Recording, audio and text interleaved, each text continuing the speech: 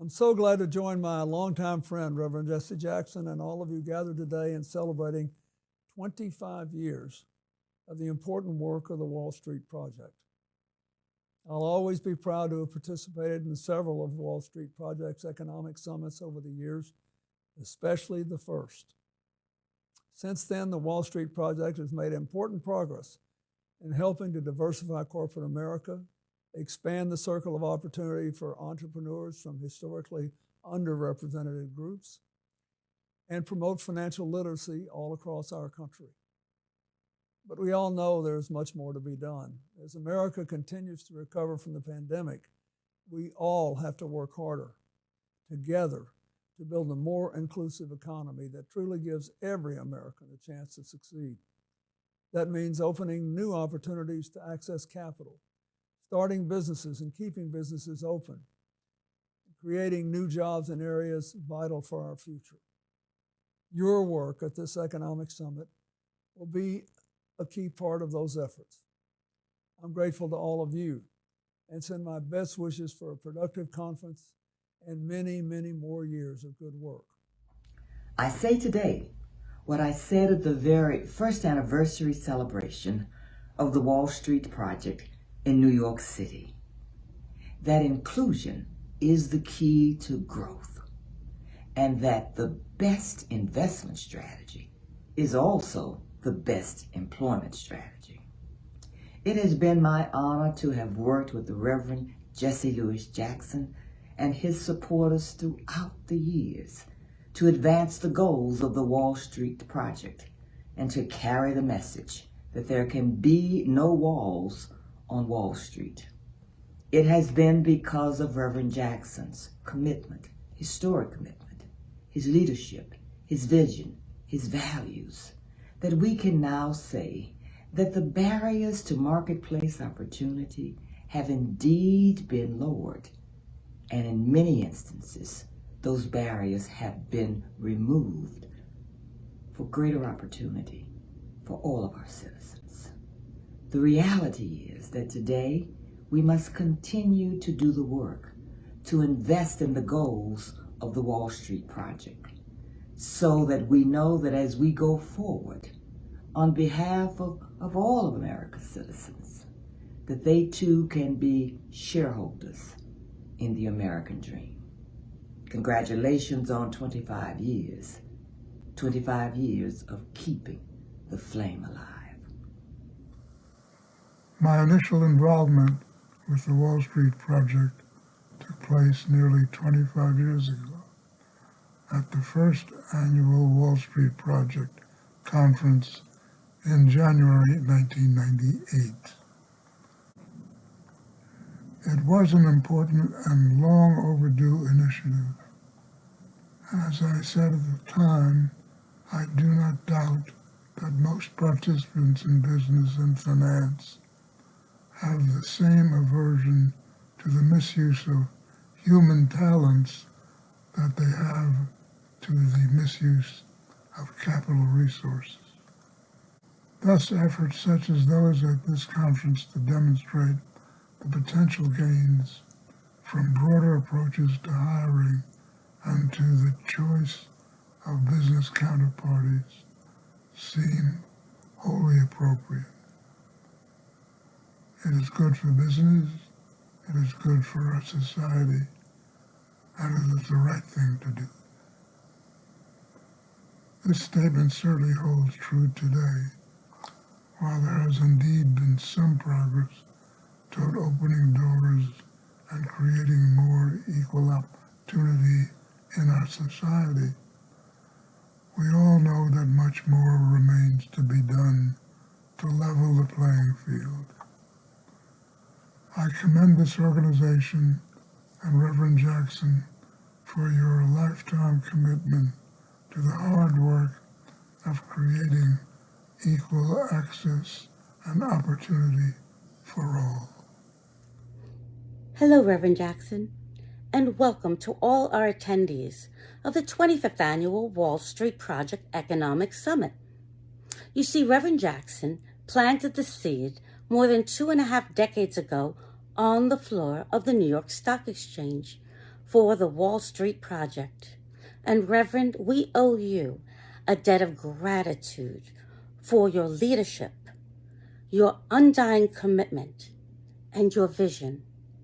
You see, Reverend, because of you, countless women, minority, veteran, and disabled-owned businesses now have a seat at the table. We thank you, Reverend, for making sure that our voices were heard. We thank you for making sure our voices mattered. Reverend, you've made a difference in my life and in my firm.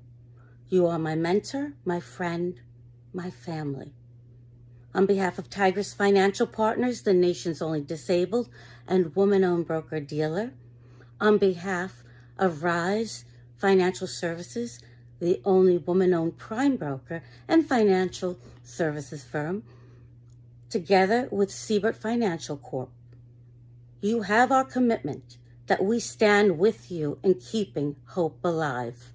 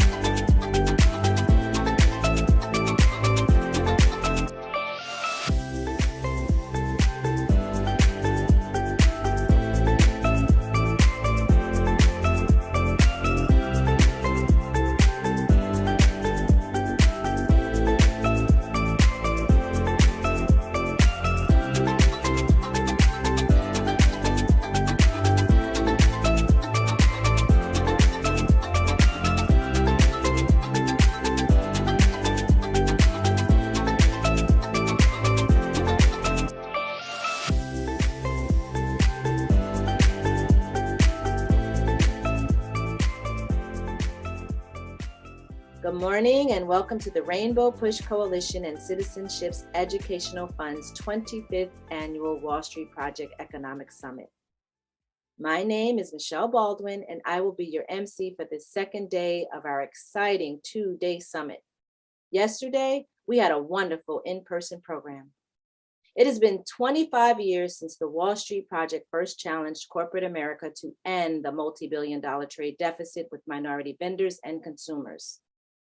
As its founder, the Reverend Jesse Jackson Sr. so accurately noted, just as America did not realize how good professional sports could be until athletes of all colors could play, American businesses will not maximize its growth potential until all businesses have an equal opportunity to compete on an even playing field where the rules are public and the goals are clear. So as we celebrate 25 years of the Wall Street Project, we must remain diligent, particularly during these challenging times. Our summit theme, the Wall Street Project 25 years later, many successes, but our work to level the playing field continues. Our first session of the day, African Continental Free Trade Area.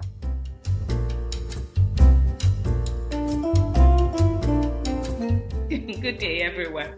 I'm excited. My name is Matilda Ahin, President of the Ghana International Chamber of Commerce. I'm excited to present to you today the Rainbow Push Coalition Wall Street Project. And first of all, I'd like to thank Reverend Jesse Jackson for holding the fort this long and keeping hope alive. And I'd like to thank also Brother Gomez, James Gomez, who is the International Director of Rainbow Push Coalition. This conversation needs to happen, and it needs to happen now. And it's very important. We have wonderful, wonderful panelists lined up for you today. Today, we're going to talk a little bit about the Africa Continental Free Trade Area. So before I introduce my panelists, I want to tell you a little bit about the Africa Continental Free Trade Area Agreement. It's the largest trading bloc in the world right now, and it is in Africa. Its secretariat is in Ghana. This could transform the continent's economic prospect. It aims to be a model of cross-border cooperation in an era of growing isolationism. However, the arrival of COVID-19 in 2020 has rapidly reshaped countries, societies, and communities. Now, the world continues to face many, many, many challenges, as we all do know. The Russian war with the Ukraine and other facets happening right now. But most urgently, the full economic impact of the pandemic is still not fully understood. And we're now kind of going into a war, which is impacting all of our pockets. Africa accounts for just about 2% of global trade, and only 17% of African exports are intra-continental. That means Africa has not dealt with each other for so long. We always looked at outside, to do business, compared with 59% for Asia and 68% for Europe. The potential for transformation across Africa is huge. It's significant. And I think they call it last frontier. I call it the only frontier that has been hidden. And so the pact will create the largest free trade area in the world, measured by the number of countries participating. I think it's 55 African countries, depending on where Southern Sudan is. There are times where Southern Sudan is together. There's some times that Southern Sudan is separated. So 55, 54 African countries. The agreement aims to reduce all trade costs and enable Africa to integrate further into global supply chain.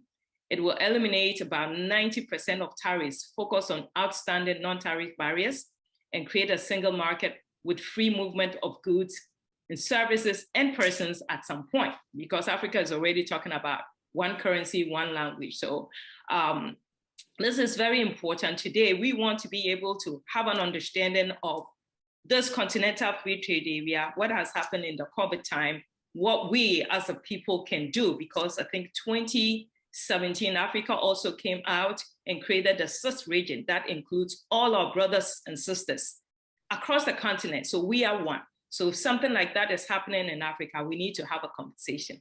So today, I am so honored to have the expert that know what we need to do today, what we need to do tomorrow, and what we probably did wrong yesterday, so we can improve in making sure this is feasible and this is realized. So as panelists, we have Mr. Olivier Kamansi, President and CEO of Africa Global Chamber of Commerce, doing amazing things on the continent. Mr. Maloise Letsualo, he's the Minister, Economic Embassy of South Africa. And then we have Ms. Nicolette Mundabi, Africa Portfolio Manager, MoneyGram International. I've known all the two of these individuals very, very well, and I do know what everybody is doing. And so what I would like to do is probably call on each and every one for them to introduce themselves, let you know what name they want to go by, what they're doing, and then we'll start this conversation. So I'll start with you, with Mr. Olivier Kamansi. Okay, thank you. Yes, my name is Olivier Kamansi. Born in Rwanda, grew up outside of Rwanda, went back to Rwanda again, but I call myself a Pan-Africanist and African. Once again, I'm chairman, the CEO of Africa Global Chamber of Commerce. I'm an entrepreneur, 30 years in investment banking. Also, I do various businesses in finance, in infrastructure, mining, and so on and so forth, both here in the US and the continent of Africa. So I'm specialized in capital market, establishing stock exchanges in the developing countries. But my focus today is an Africa Global Chamber of Commerce. So that's who I am. But I want to, first of all, to thank Reverend Jesse Louis Jackson of Rainbow Push in the Coalition, and Brother James Gomez, with whom we have been working together for the last 6 or 7 years, organizing back-to-back these investment summit, one here in Chicago and the one in New York. I think this one is supposed to be taking place in New York. So I'm really glad to continue to have this wonderful, wonderful collaboration with Rainbow Push Coalition and Mr. Reverend Jesse Jackson Sr. and James Gomez. Thank you so much for the wonderful work you are doing. I wish you a good deliberation, especially for the convention coming up in New York. And I wished I could be in New York, but right now we are no virtual. Of course, I can never forget my good sister, you, Matilda. You and I have been working together for a number of years, whether it's on diaspora issues or development projects on the continent of Africa. Thank you so much. Also, I have to thank our panelists. You, my sister here, Nikki, as you said, you want to be called Nikki, Malosi, and Alison, and the many more people who are here this morning. Here in Chicago is 10 a.m.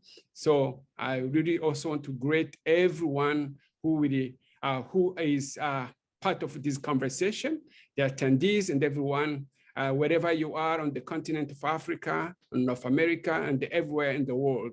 Thank you so much, Matilda. Thank you so much, Brother Olivier. Nikki, thank you. Can you introduce? Yes, good afternoon, good morning. I'm born in Central Africa. I'm born in the DRC, the Democratic Republic of Congo. Had the privilege of being raised in South Africa. So it's also home at heart for me.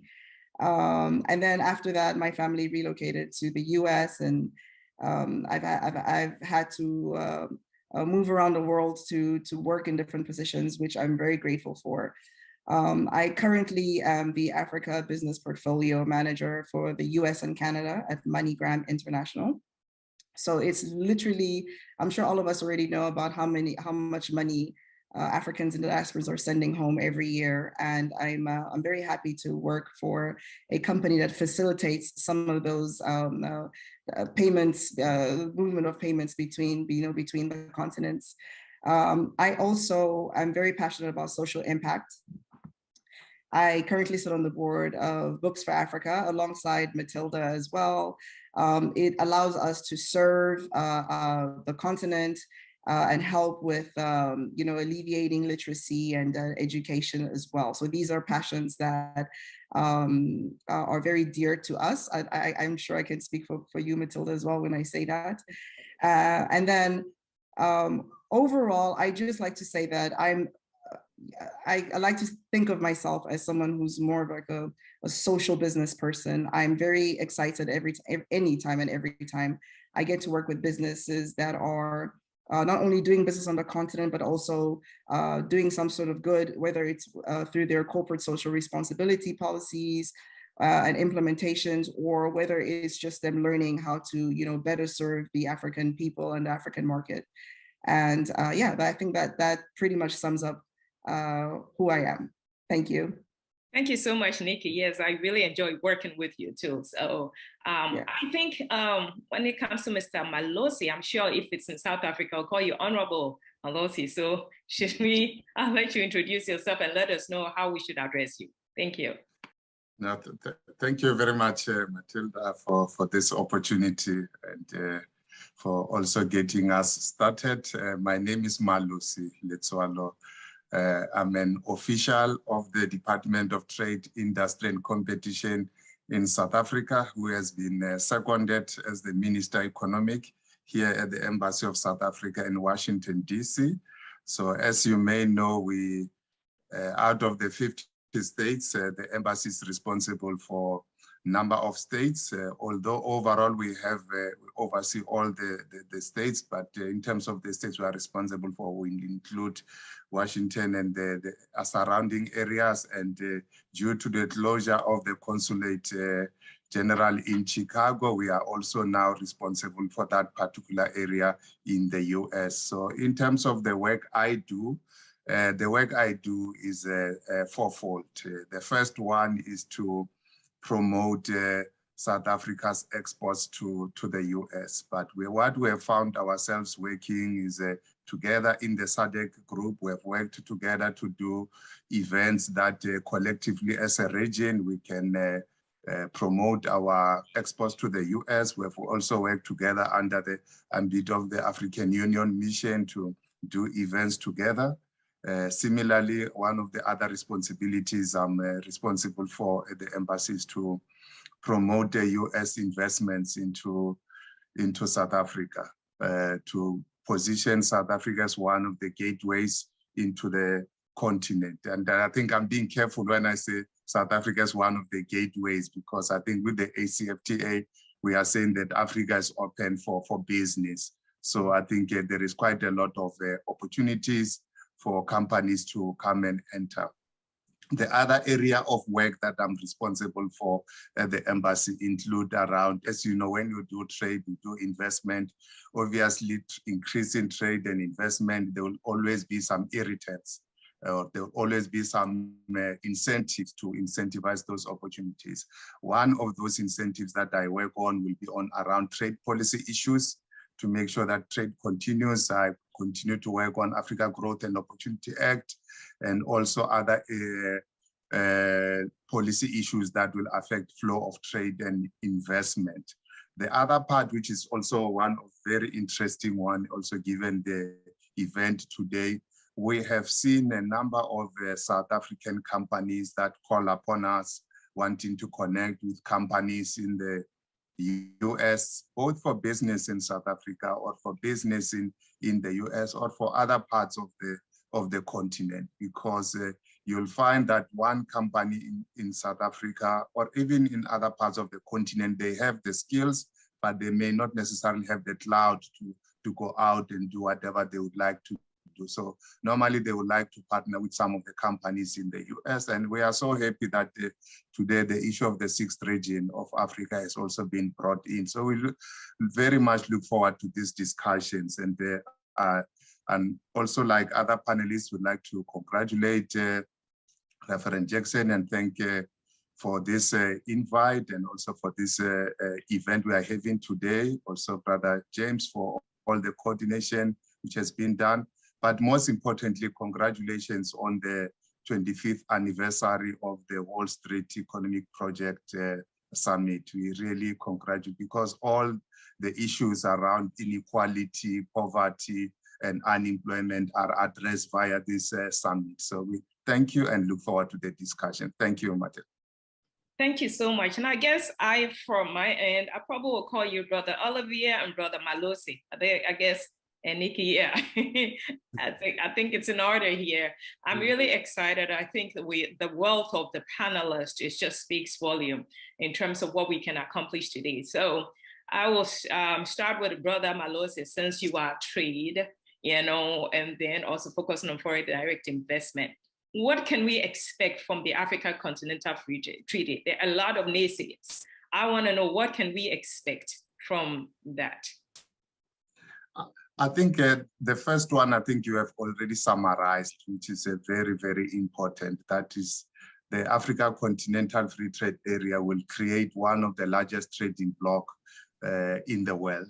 It will make sure that the issue of a small market. So you look at South Africa, it's a market of around 60 million. You look at say another country, maybe 40 million here and there, but collectively we're going to present a very large market of around 1.3 billion. People have summarized, Martin. I think also in terms of the buying power, in terms of what we are able to offer. But also the other issue, as you have also indicated, which is very important, is the issue of intra-Africa trade. We I think we'd like to say we produce what we don't consume, and we consume what we don't produce. And I think statistics have indicated that over $3 trillion of the products we import, only 1 trillion originate in the continent. So with the African Continental Free Trade Area, we are going to see the reduction in terms of the barriers to trade. It can be the barriers in terms of tariffs, it can be the barriers in terms of standards, which will see harmonization of standards so that products and trade can flow across different markets. And I think we are very glad, and we hope we'll see quite an increase. And I think if you look at all the products that are currently being imported and what our leaders are opening markets in, so I think there is quite a lot of opportunities. And this presents, I think, for companies, for private sector, to take advantage, because when you invest, or when we talk about increased boosting intra-Africa trade, we are not saying that when a US company or come to invest in South African trade, say with Nigeria, we don't count that as part of intra-Africa trade. We are looking for companies to come and locate and produce and take advantage of these opportunities that our leaders have created. So I think the ACFTAs have indicated and boosted by the youth population that we have. So I think it can only boast well for any investor that will want to look at the African continent. Thank you, Madam. Thank you. So, Brother Olivier, this question, probably I need your help on that. As you see, Brother Malos, this is so important. You gave me a lot of nugget, and then segueing from that, where, Brother Olivier, Rainbow Push Coalition has under its belt 1,000 churches. And so when you look at the Black population, 1,000 churches means a lot.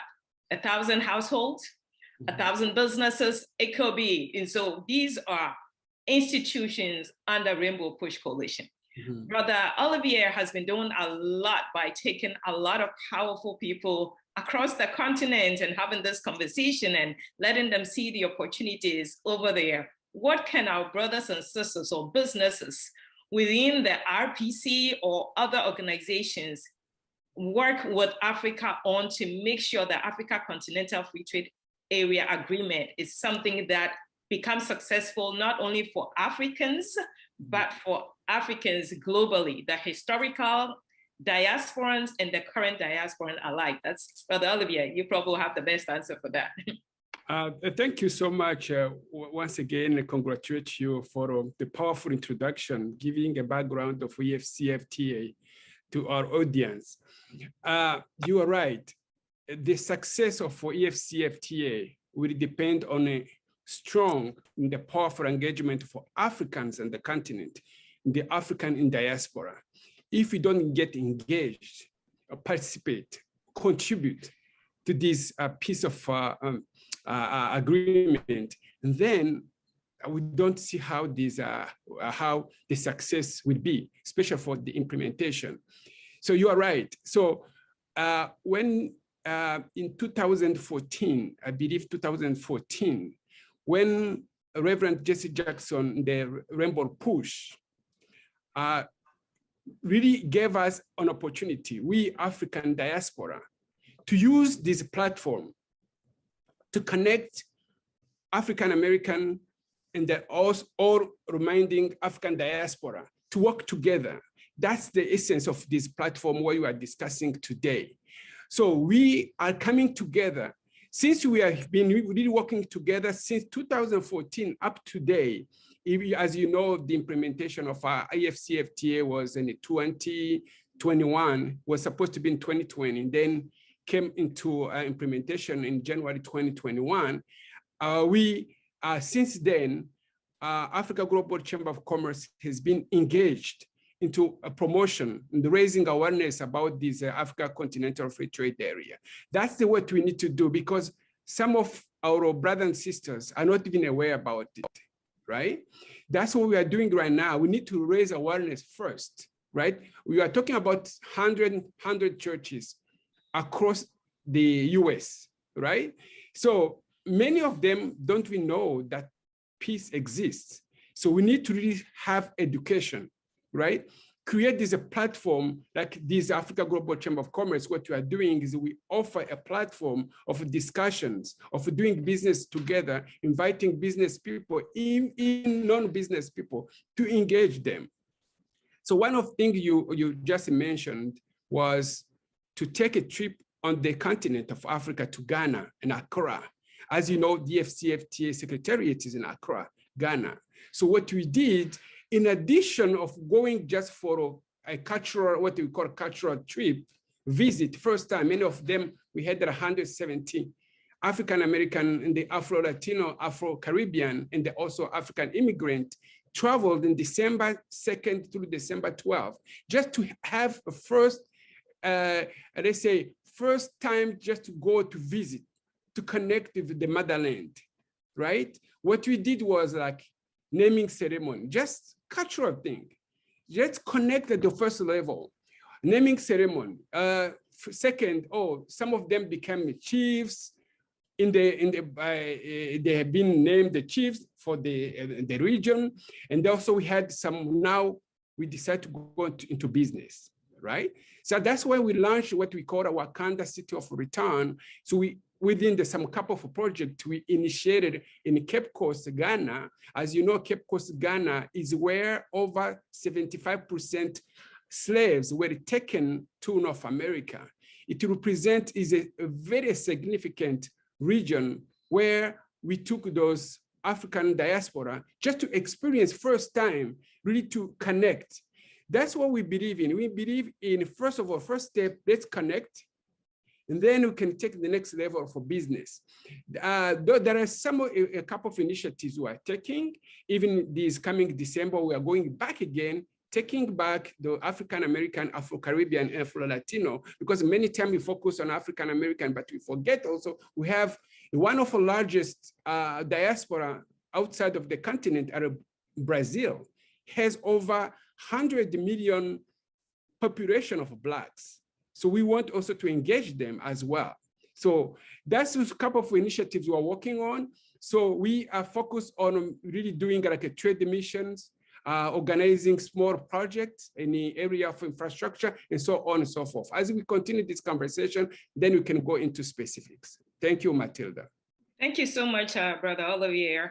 And maybe I'll give you my word here. We do not we talk about the social impact of what the young generation is going to have, the role the young generation is going to play on the continent.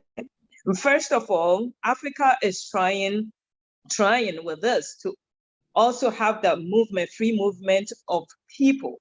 If Africa is trying to have the free movement of people, what is the value of one official African language? I think an important part of, in Africa, first of all, we're very social people. We're social, and we're very community-based people. And we are also very tribal people. We come from many various different tribes from the southern region, central, west, northern, and eastern. I think that coming up with a lingua franca, which I assume would be English, because I guess all of us on this panel speak it, and we all come from different parts of Africa, is very important in helping us, first of all, to understand each other.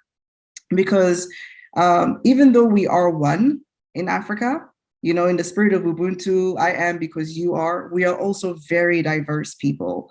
We're very diverse because for reasons that I've given, whether it's regional, whether it's ethnic, whether it's tribal. And so it's, I think it would be useful because we have so many important issues that we need to align on, important issues that we need to work together to solve, whether it's men and women, the youth and, you know, the elder generation. Whether it's, you know, those of us that are working in private sector, those of us that are in the public sector, I think it's very important to be able to use one language to actually communicate with each other, understand one another, and then help each other work together in order to actually resolve some of the issues. So a friend of mine, like, for instance, works in the mining industry in the DRC, and he's always lamenting about how hard it is to actually do business with the government even though he himself is actually working, a part of as part of a mining agency, which would fall under, the public sector.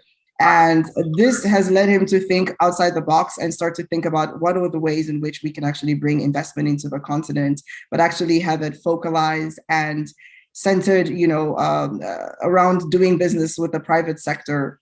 So I think having one language is very important.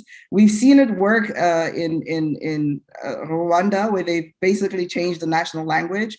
I think it's yielded good results for them.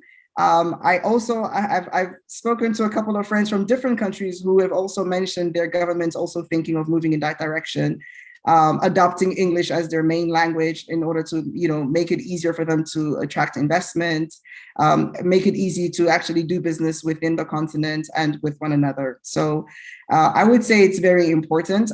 We could still celebrate our differences, but I think it's obviously easier if we can understand each other through one language. So what do you think? The Eastern African Bloc came together, I think a few weeks ago, adopting Swahili as our local common language. What do you think of?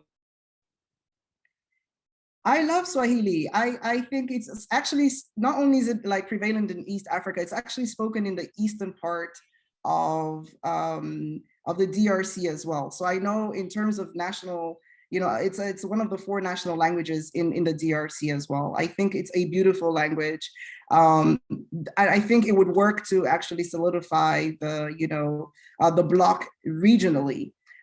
Whether that actually would translate to any meaningful action or meaningful transaction with the other parts of Africa remains to be seen. But I think as a regional move, that it's a language that I love.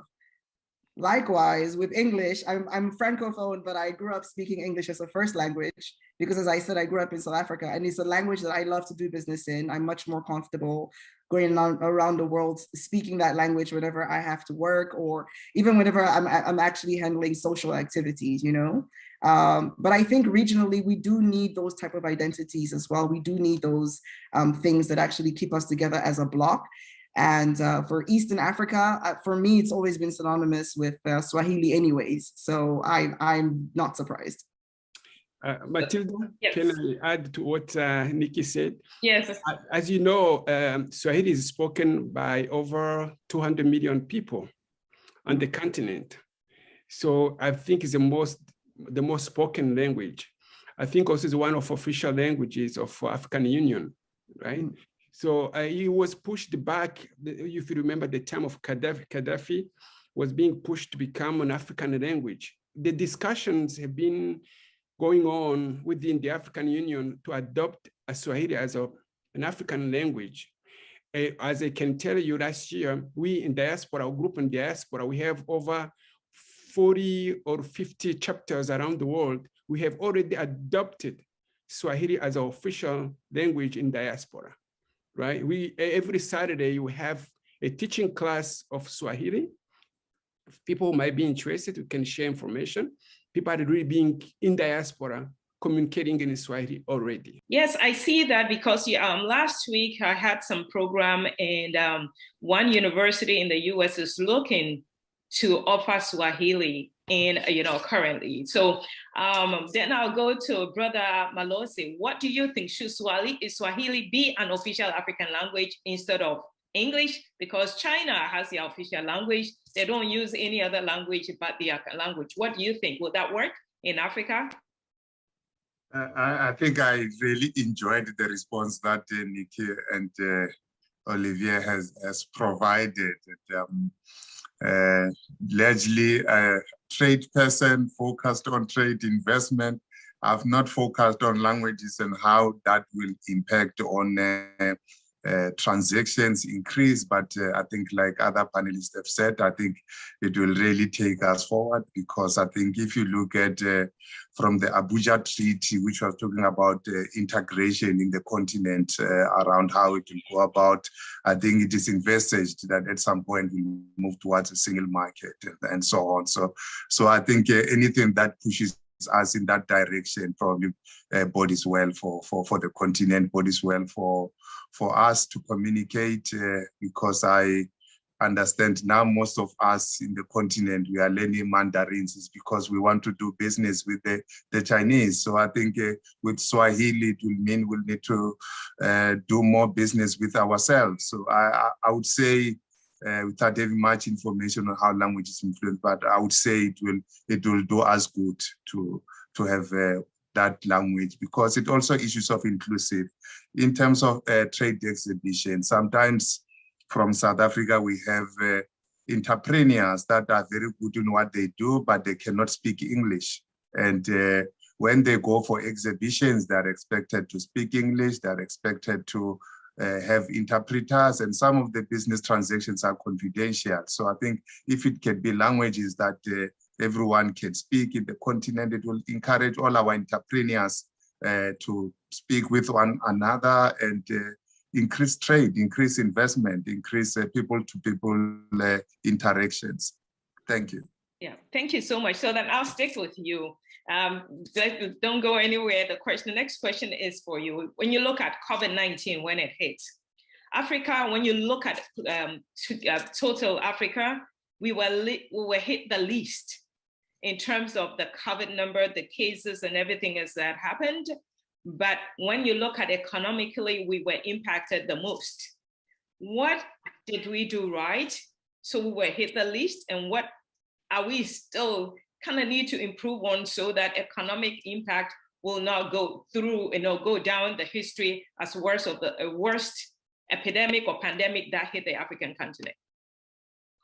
No, thank you for that question. I think it's a very important question. And I think our leaders, they had to navigate a very balanced approach between looking at the various measures that which was taken to deal with the health impacts of COVID-19, but also the livelihoods of our people. So we've seen a number of countries implementing lockdowns. We've seen a number of countries restricting travel. We've seen a number of countries restricting certain trade and so on. So I think that in itself has led to tourism, because most of our countries relies on tourism, and because tourism has a lot of interactions with the other parts of the economy, because tourists consume food, buy clothes, so tourism also combines with other. Travel has also been restricted and so on. So that in itself led to the economy being adversely affected. Like we've seen in South Africa in 2020, we had around 6.4% decline in GDP. But we've seen once the lockdowns were lifted, we've seen our economies have been very, very much resilient. We've seen the economies recover. We've seen like in last year, 2021, we saw the South African economy recovering by around 4.9%, and this year expected to increase. So, but I think what probably we also see is two things. I would like to say the positive implication trading with each other will do, and also preparing for future pandemics. We have seen some positive news coming in the WTO around the issues of the IP waiver as far as vaccines are allowed, because we need to be prepared. Because if you look at, as they say, a healthy society is always important for a productive economy. So I think with all other measures taking place to prepare for this pandemic, but also for future, and also increasing manufacturing of those in the continent. Because what we have seen, the other thing that have led to this prolonged impact was that the access to these vaccines. Africa now took time to get access to these vaccines. So that has sort of prolonged the economic impact of COVID-19 on our economy. So I think as our leaders prepare, getting us to have our companies to have rights to manufacture some of these vaccines and other ones, and preparing for the future and so on, I think that will help us to rebound and our economies to grow much stronger in future. Thank you. Thank you, Brother Malosi.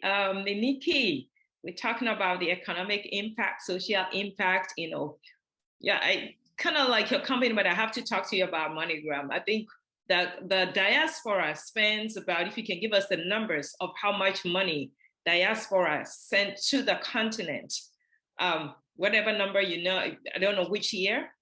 What is the corporate social responsibility of MoneyGram, understanding the work that we do as a diaspora to the continent going through the MoneyGram? For example, what is the corporate social responsibility opportunity? Right now, I think they call it ESG.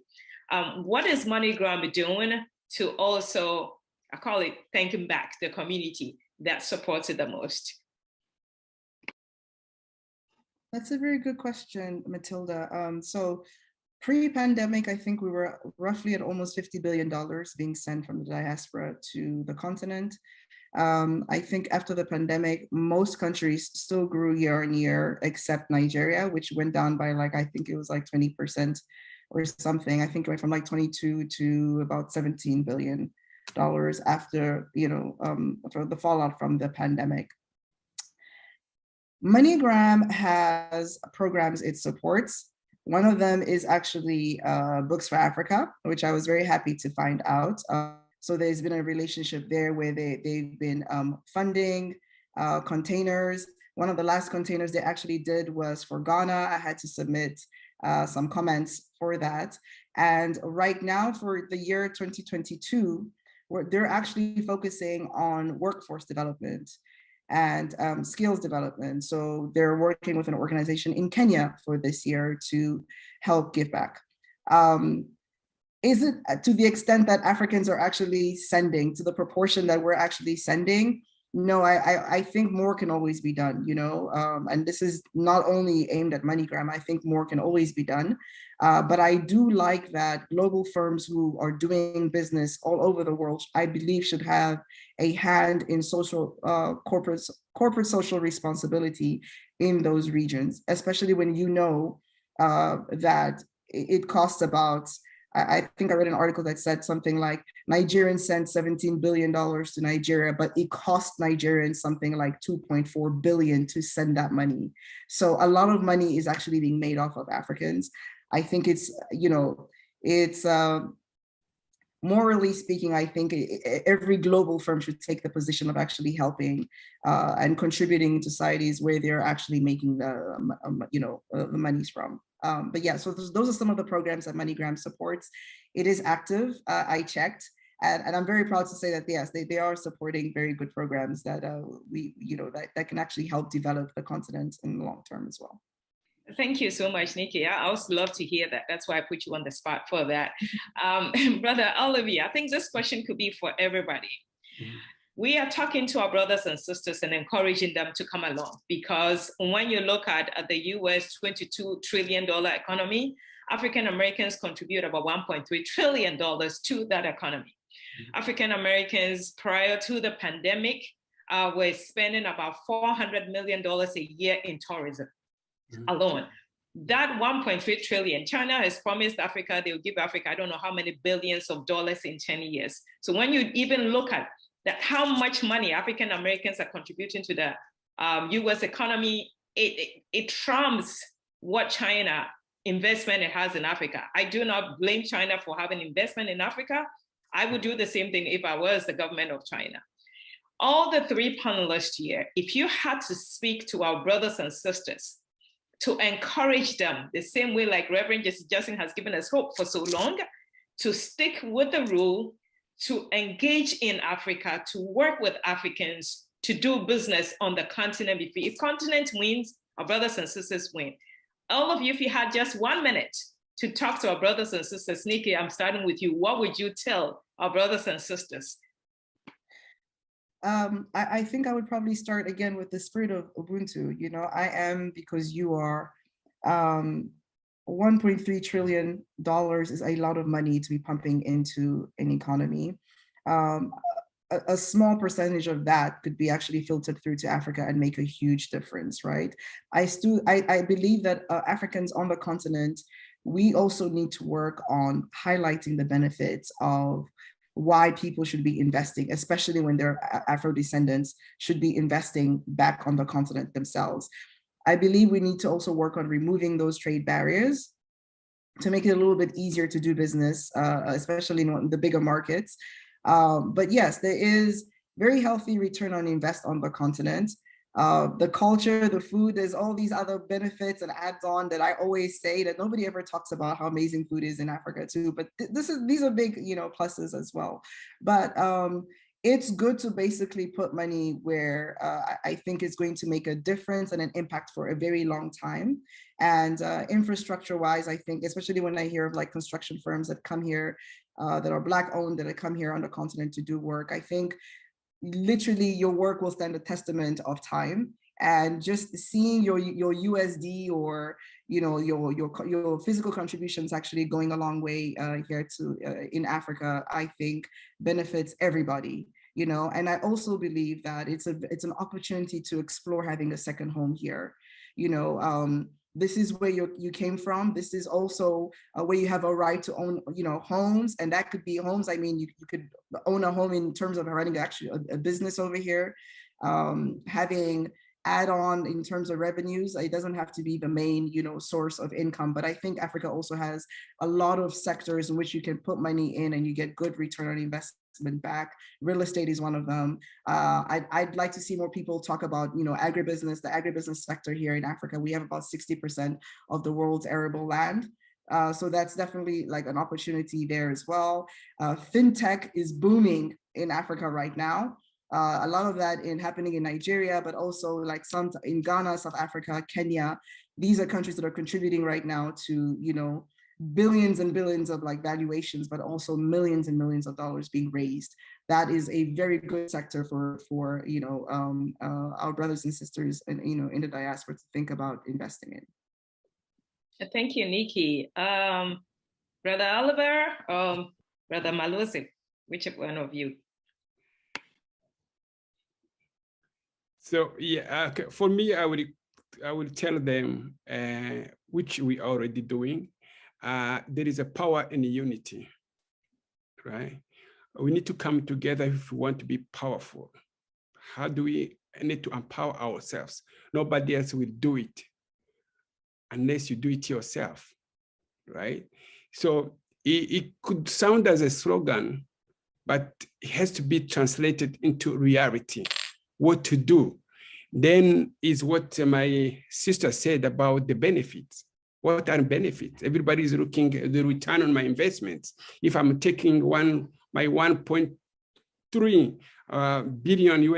trillion US dollars to Africa, what do I gain from doing this, right? Why can I do it here in US? I will tell them why you are making like 1% or 10% on your money on profit here in US, you could be making over 30 or 40 or 50% of return, even beyond when you invest your money on the continent. So also I would invite the government, the African government, especially, I'm glad to have a good brother here on in this conversation, this panel from South Africa. Also inform them about diaspora policies across the continent of Africa. Take an example for Ghana, right? Ghana has this beyond aid, right? Or what you call beyond the return, right? So what are we doing those policies? I know the person who's leading this office in the office of the president of Ghana is an African American, right? In Ghana. So the meaning that Africa is embracing African American and then African diaspora as a whole, so we need to come to embrace them. So if you go to country, Ghana, Rwanda, other countries, you have a good project. They offer, we can call it free land, right? You don't have to pay for it. And what we will do, you have to register your land, right? There are good policies attracting diaspora to come back and to invest in their continent. So once again, when you mentioned about the spirit of Ubuntu, I am because you are. So we are into this together. We need to promote that spirit of Ubuntu among ourselves. When we come together, we become powerful. No one can stop us, believe me. But we need to, the consistent work, we need to continue doing this, because I remember back in 2014, when we formed this African Global Chamber of Commerce, the foundation of the chamber was we need to establish a platform where we can really start doing business together. Then we can have success stories to share with global business. That's what we have done. The Africa Global Chamber of Commerce is the foundation is really bringing all our diaspora together to do business with Africa, with our African brothers and sisters on the continent. We will continue to do this. We have continued to really to engage them, as my sister said, in agriculture. Agriculture is one of the largest piece for investment, providing huge return on investment. I was listening one of our presenters in Rwanda saying that because of during the COVID, one of sectors that's provide the return on investment was agriculture, because everybody was really that they never closed down the agriculture. The farmers who could go in the field to continue to really to feed people during COVID. Actually in Rwanda, the agriculture increased in 2021 about 6%, right? Just agriculture, even in the 2020. So area of infrastructure, the infrastructure deficit in Africa is where we can attract them to come to look into infrastructure. When you talk about financial sector, fintech, mobile money, Kenya is leading in terms of mobile money. So it is areas where they should be looking at. The areas like construction, affordable housing, or they have a huge deficit on the continent for Africa. So I can name it sectors by sectors. I think my good brother here can really tell more, Malozi, about this. The various sectors. Go to South Africa, go to Rwanda, go to Nigeria, go everywhere. Those sectors are really booming. They can make good money. However, we have also to call our government in Africa to fight the corruption, the good governance, red tape. When you go there, when there is a follow-up, when you are doing business, whatever they promise our government, they have to deliver. So those are a few things we need. We need to be realistic as well. We can't just excite someone to come to Africa, do business in Africa. Whereas when they come, they don't get what they deserve. So we have to be honest, tell the real story, tell what it is, also make sure they connect to the real people on the continent. When you are doing your business first time in a country, you need to learn. Also, you need to partner with the local businesses, people who understand the ground, who can really help you to navigate the system, to navigate the legal framework, and so on and so forth. Thank you, my sister. Thank you, my brother. Brother Malose. No, thank you very much. I think Nikki and also Olivier has addressed a number of issues. So I will just, in short, touch on 6 issues. I think the first one, the trend that we are seeing now, we are seeing more Americans, both black and white, going to Africa to study. Our universities now are receiving them because the cost of education is very low in the continent. So we are seeing that trend of continue to come back to study. So I think that is one, because when you study, you identify opportunities through that. We are also seeing medical tourism. We are also seeing, because we have some of the lowest cost of health in Africa. So we are seeing Africans, we are seeing Americans and African Americans coming to Africa for also medical tourism. We are also seeing others buying homes, as Nikki was indicating. We are seeing people, those that are leading US companies retiring in the continent, buying homes. So I think that is real estate is one of those that we are starting to see. But from what I have indicated at the beginning, that we consume what we don't produce and produce what we don't consume. So I think we need to change it around to say, let's produce what we should want to consume and consume what we produce. And I'll give you an example. There are not so many shops here in the US that will sell South African products. They are there online, but if you look at the physical presence, sometimes they are not there. So, and you look at the 1.3 trillion people in the continent, you look at the African diaspora that is here in the US.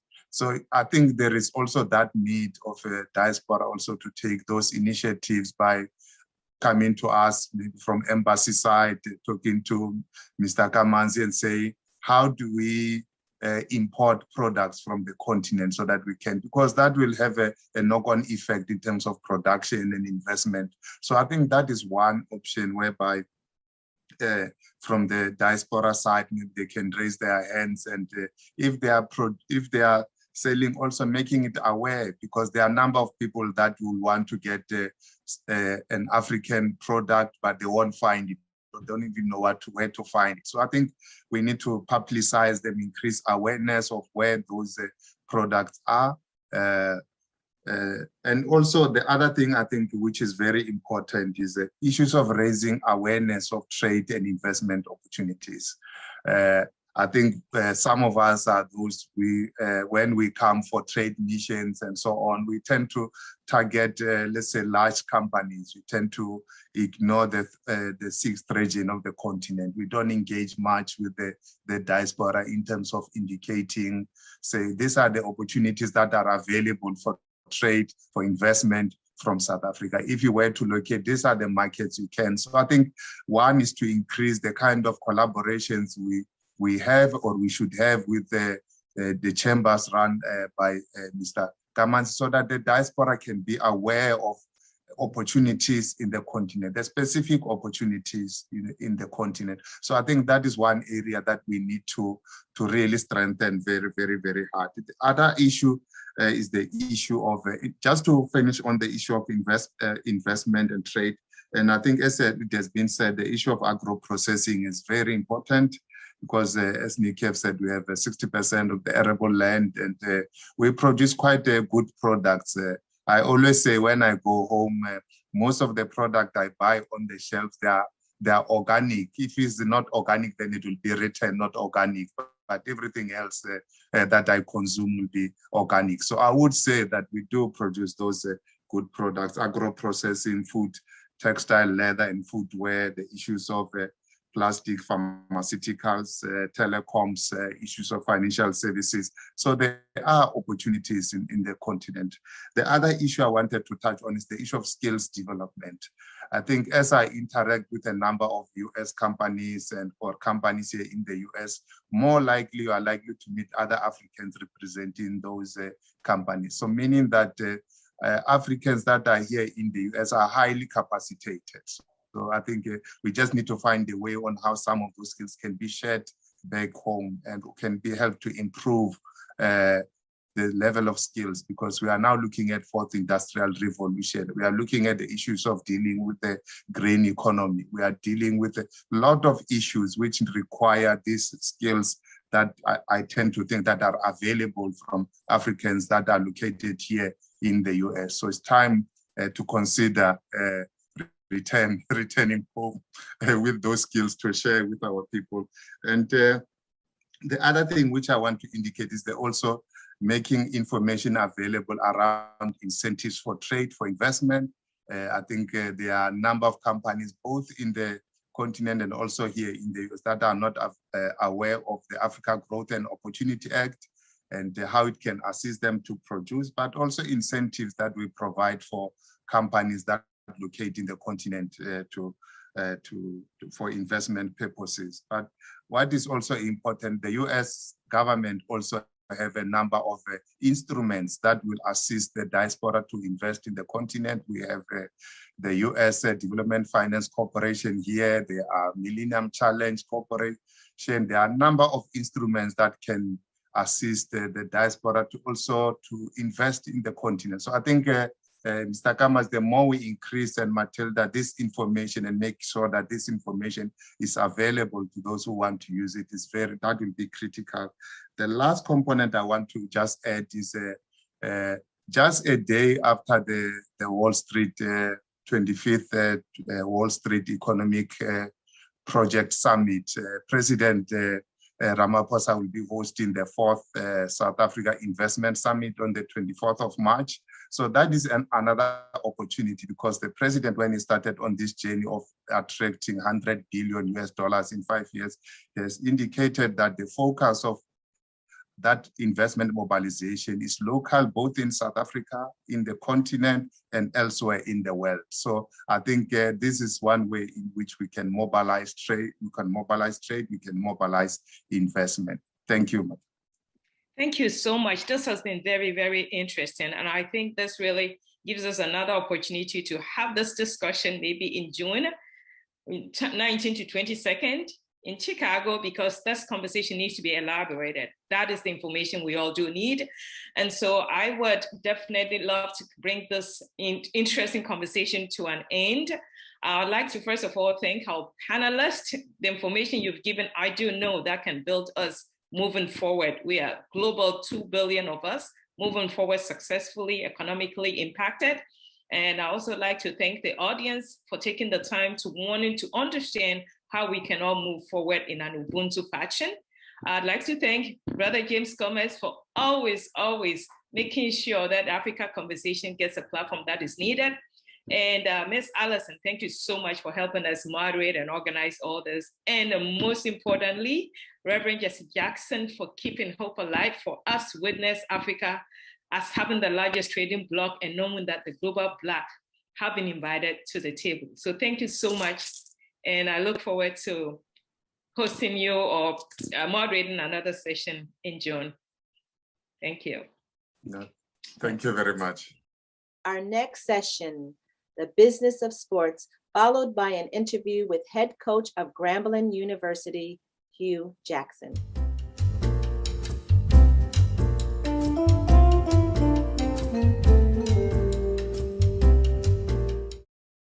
Hello, everyone. My name is Dr. Joseph Bryant Jr., and I have the privilege of serving as the National Sports Director for the Rainbow Push Coalition.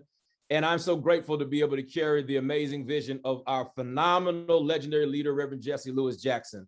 Reverend Jackson has been a change agent for over 50 years. He continues to impact our world in so many different ways, including the world of sports. Reverend Jackson has a long history of being an advisor, being a counselor, being an advocate, being one who's continued to open doors of opportunity in the realm of sports. He's worked with so many teams, so many agents, so many players, so many of the leagues in order to ensure that fairness was happening on and off the playing field. And so we appreciate all that Reverend Jackson has meant to the sports world, working with Jackie Robinson and his family, and so close to them that he eulogized Jackie after his passing, and working with the Rooney family to help them shape what has become known as the Rooney Rule, and working with the NBA as they've launched so many initiatives, including this year launching an HBCU classic basketball game, fellowship, and internship program. Same thing with the NFL. And so we're just excited about all that Rainbow Push can engage in. But one of the points of interest of Reverend Jackson in our organization is transitions of players. We know at the end of the day, every career must come to an end. No player plays forever. No player is going to play until their dying days. They're going to have much more of their lives after the game than they did in the game. They'll finish their careers sometimes late 20s, early 30s, and if you're Tom Brady, mid 40s, but you still got 30 or 40 years to go. And so the transition into that life is often very difficult. And so we want to take the time during this conference and during this time to talk about the playing field that you go onto after your playing days are over. And so this business of sports conversation is entitled After the Cheering Stops. After the cheerleaders have gone away, after the fans have emptied out, after the coaches have closed the book for the last time and called your name for the last time, then what happens? And these are three amazing former NFL players. All three of them have experience playing in the league. All three of them had their opportunity to reach that pinnacle, and then they transition. And then that transition, now each of these amazing gentlemen have their own business platforms where they are helping other players to transition well, to be able to fulfill their dreams and to go forward into a positive future. So it's my pleasure to have these three gentlemen who have all been a blessing to me. I just think the world of all of them. We've connected a lot over the years in some cases, and then more recently, the past year, in other cases, we've done some wonderful things together. And these three amazing men, Jelani Jenkins, Dave DeRochers, and I'd like to first allow my dear brother, who goes back with me a few days now. And I just think the world of him, look up to him as a mentor and a friend. But I'm going to give him a chance to all introduce themselves, but starting with the one and only Mr. Reginald Reggie Grant. Hey, Reg. Thank you, Dr. Bryant. You are amazing as always. And you did that whole presentation without taking a breath. Again, I went to University of Oregon on a football scholarship, had an opportunity to play there and to get an education, a world-class education, understanding that football and as my vehicle to pay for that education would come to an end sometime. I was always preparing for it to end. And I didn't have as illustrious a career as Dave or Jelani, but you know, I did my little thing, played in the CFL, drafted by the Jets, made the team even after some injuries and things. But it was a great adventure, opened many, many doors. It continues to bring opportunities to me. My company is Esports Instruction Incorporated. Under that platform, we have ESI Pitch, Athletes, Tech, and Business.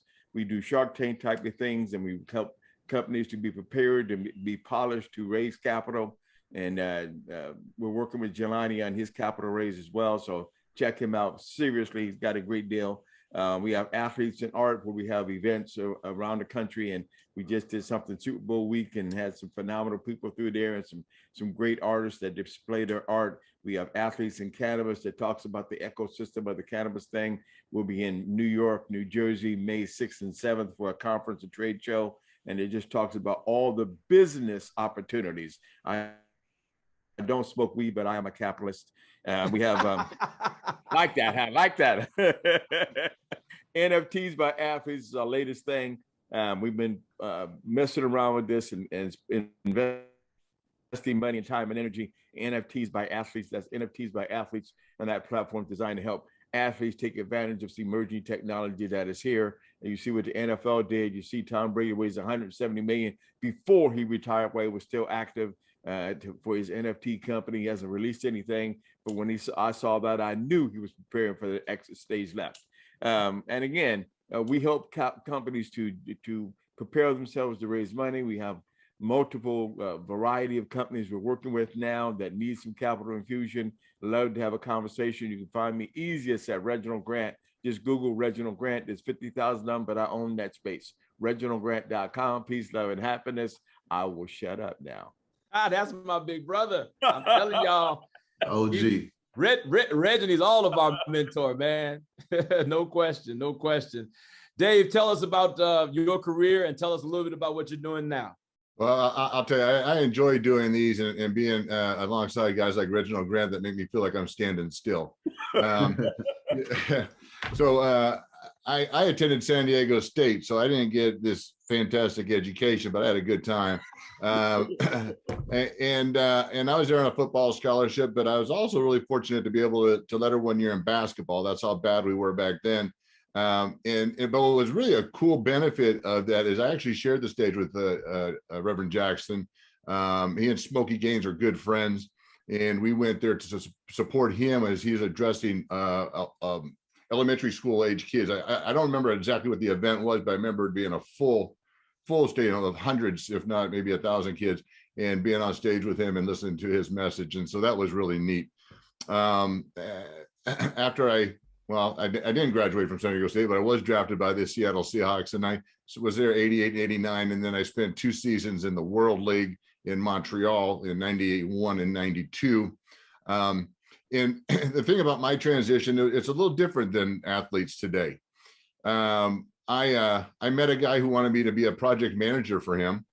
And I told him, well, the Raiders and the Redskins want me to come to camp. And he said, well, how much money can you make?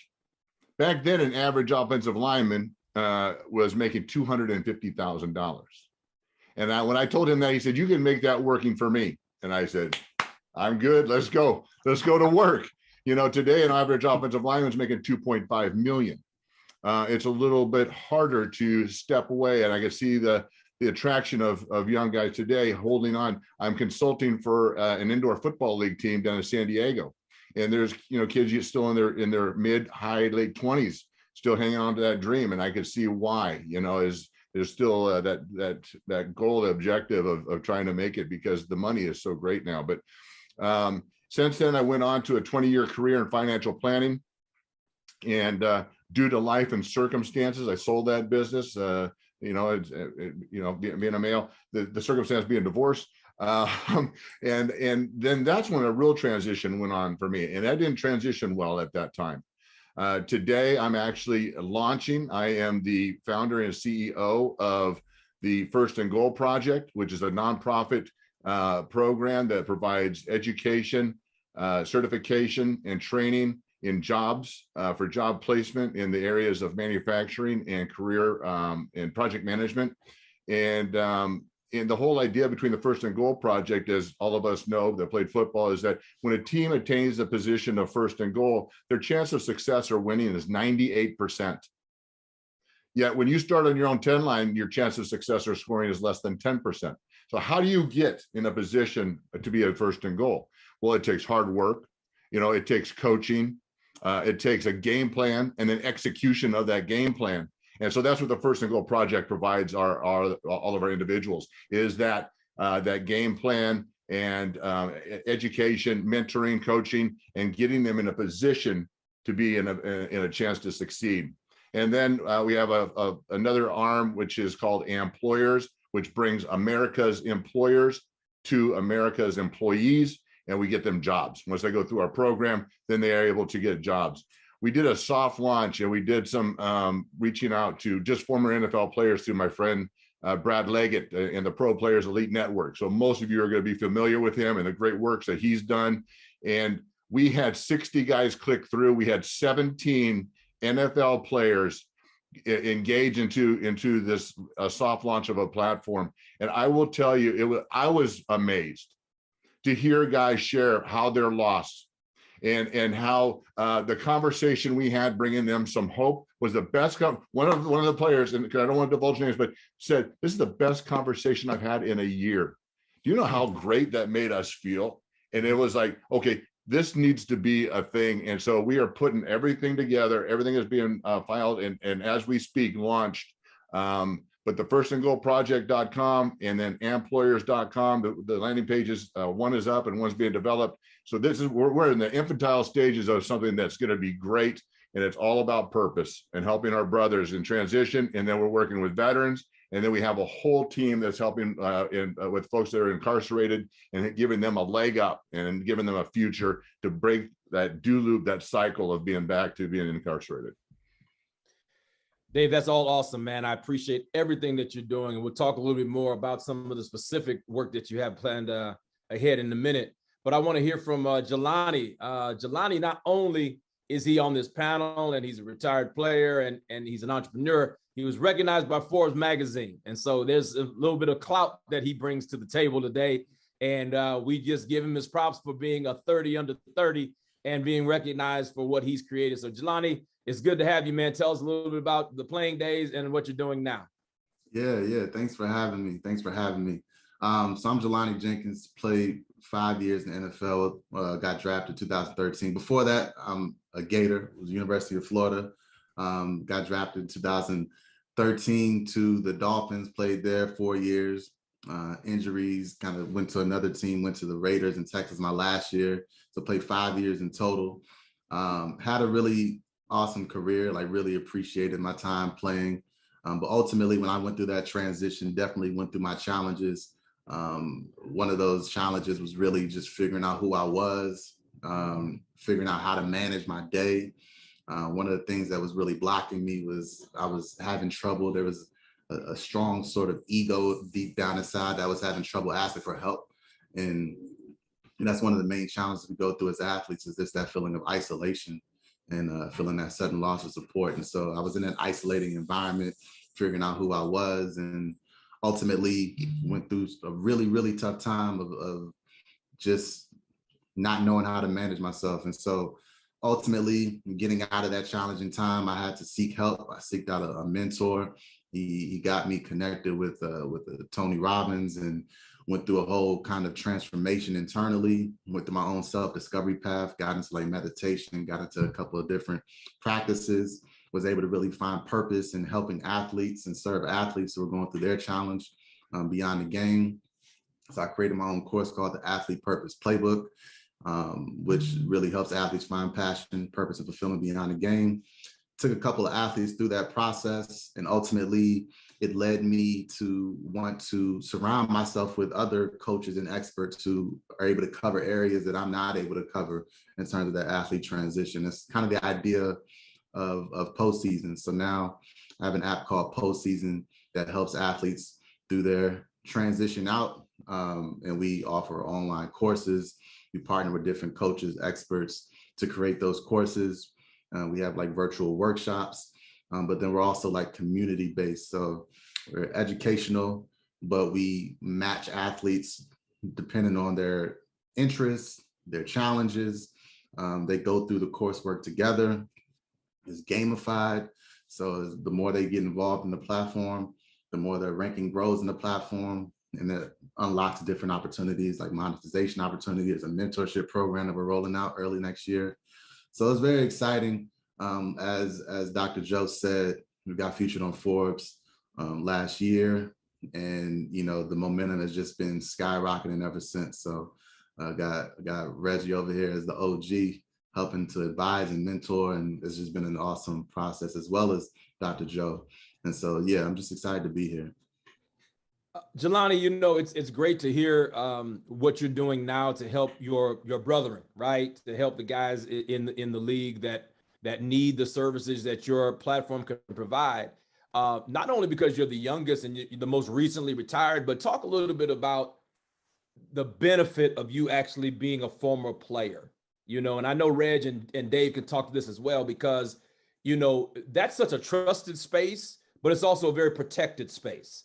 You know, all these years I've been working with athletes, I realize that for a lot of reasons, guys have to be sometimes guarded, have to be sometimes very cautious because, you know, people are taking advantage of them and burn. Talk about just the fact that you know, literally just walked off the field a few days ago and how that benefits the conversation when you talk to other players and you can say, man, I just went through what you're going through and this is what I created. How much do you see that as a benefit to what you have to offer with postseason? Yeah, it's huge. Like you said, one of the biggest things that we're always kind of taught about are the sharks in the world who are looking to take advantage of us and, you know, utilize our name, our image, our likeness in order to, you know, really benefit and not doesn't really have our best interests at heart. And even when we stop playing, there's a lot of different resources out there that are from people who didn't play. And it's really just a trust thing. So, I mean, you knocked it right on the head. It's trust, you know, it's the fact that I'm very, very close still, and just 3 years out now, almost 3 years out. Mm-hmm. And, you know, it's been very helpful. And, you know, we don't just work with professional athletes and NFL players, but, you know, our main target is collegiate athletes as well in all sports. Mm-hmm. And so college athletes, when they're seeing someone who's gone through real challenges, even though they've made it to the professional level and done things that they wish they made it to,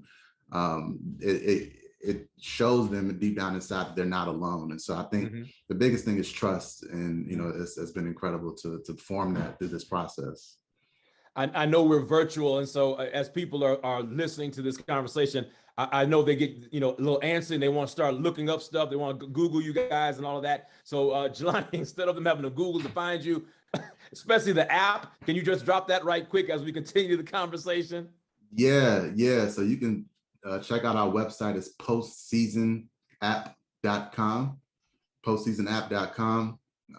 You know, athletes, we have a group on LinkedIn. It's our postseason exclusive community. So you can find me on LinkedIn, Jelani Jenkins, and I'm constantly talking about this community, but it's called the postseason exclusive community. So that's where all of our information is coming in. All the updates for our launch. Our launch is scheduled for early May. So, you know, we're really excited about that. It's going to knock people out the world. It's exciting to see this thing coming to life. So, yeah, you can find me on Instagram as well at Mighty King Jenkins. And that's where you'll find me. Yeah, you look like you can still play too, but we'll get into that. Yeah. I still got it. Still got a little bit of gas in the tank. Yes, sir. Dave, you know, one of your roles is, you know, vice president of the Orange County chapter of the NFLPA. So that means that you get with these guys on a regular basis. You have these conversations, you have these meetings. you bring together players, on a regular, schedule, right? So you have all these opportunities to talk to these guys. How much are you, listening, ongoing conversations, month after month or quarter after quarter, or, however, when you get together, are the players, do they realize what they need, and do they always know how to ask for what they need? Or is it kind of like they're just all over the place and they need someone like you to reel them in and show them kind of a path to help them, get back on track, so to speak? Well, I'm listening to Jelani, and we're going to be in touch, Jelani, because our last meeting, we were not allowed to meet in person for the past year and a half, as everybody's aware of. We had our first get together last December, and we had I think about 20 guys, and I'm in Orange County, Southern California, and we were just kind of sitting around doing, our whatever NFLPA thing. And then we decided to go around the room, introduce ourselves. And I went first, and, pretty vague. I will tell you this.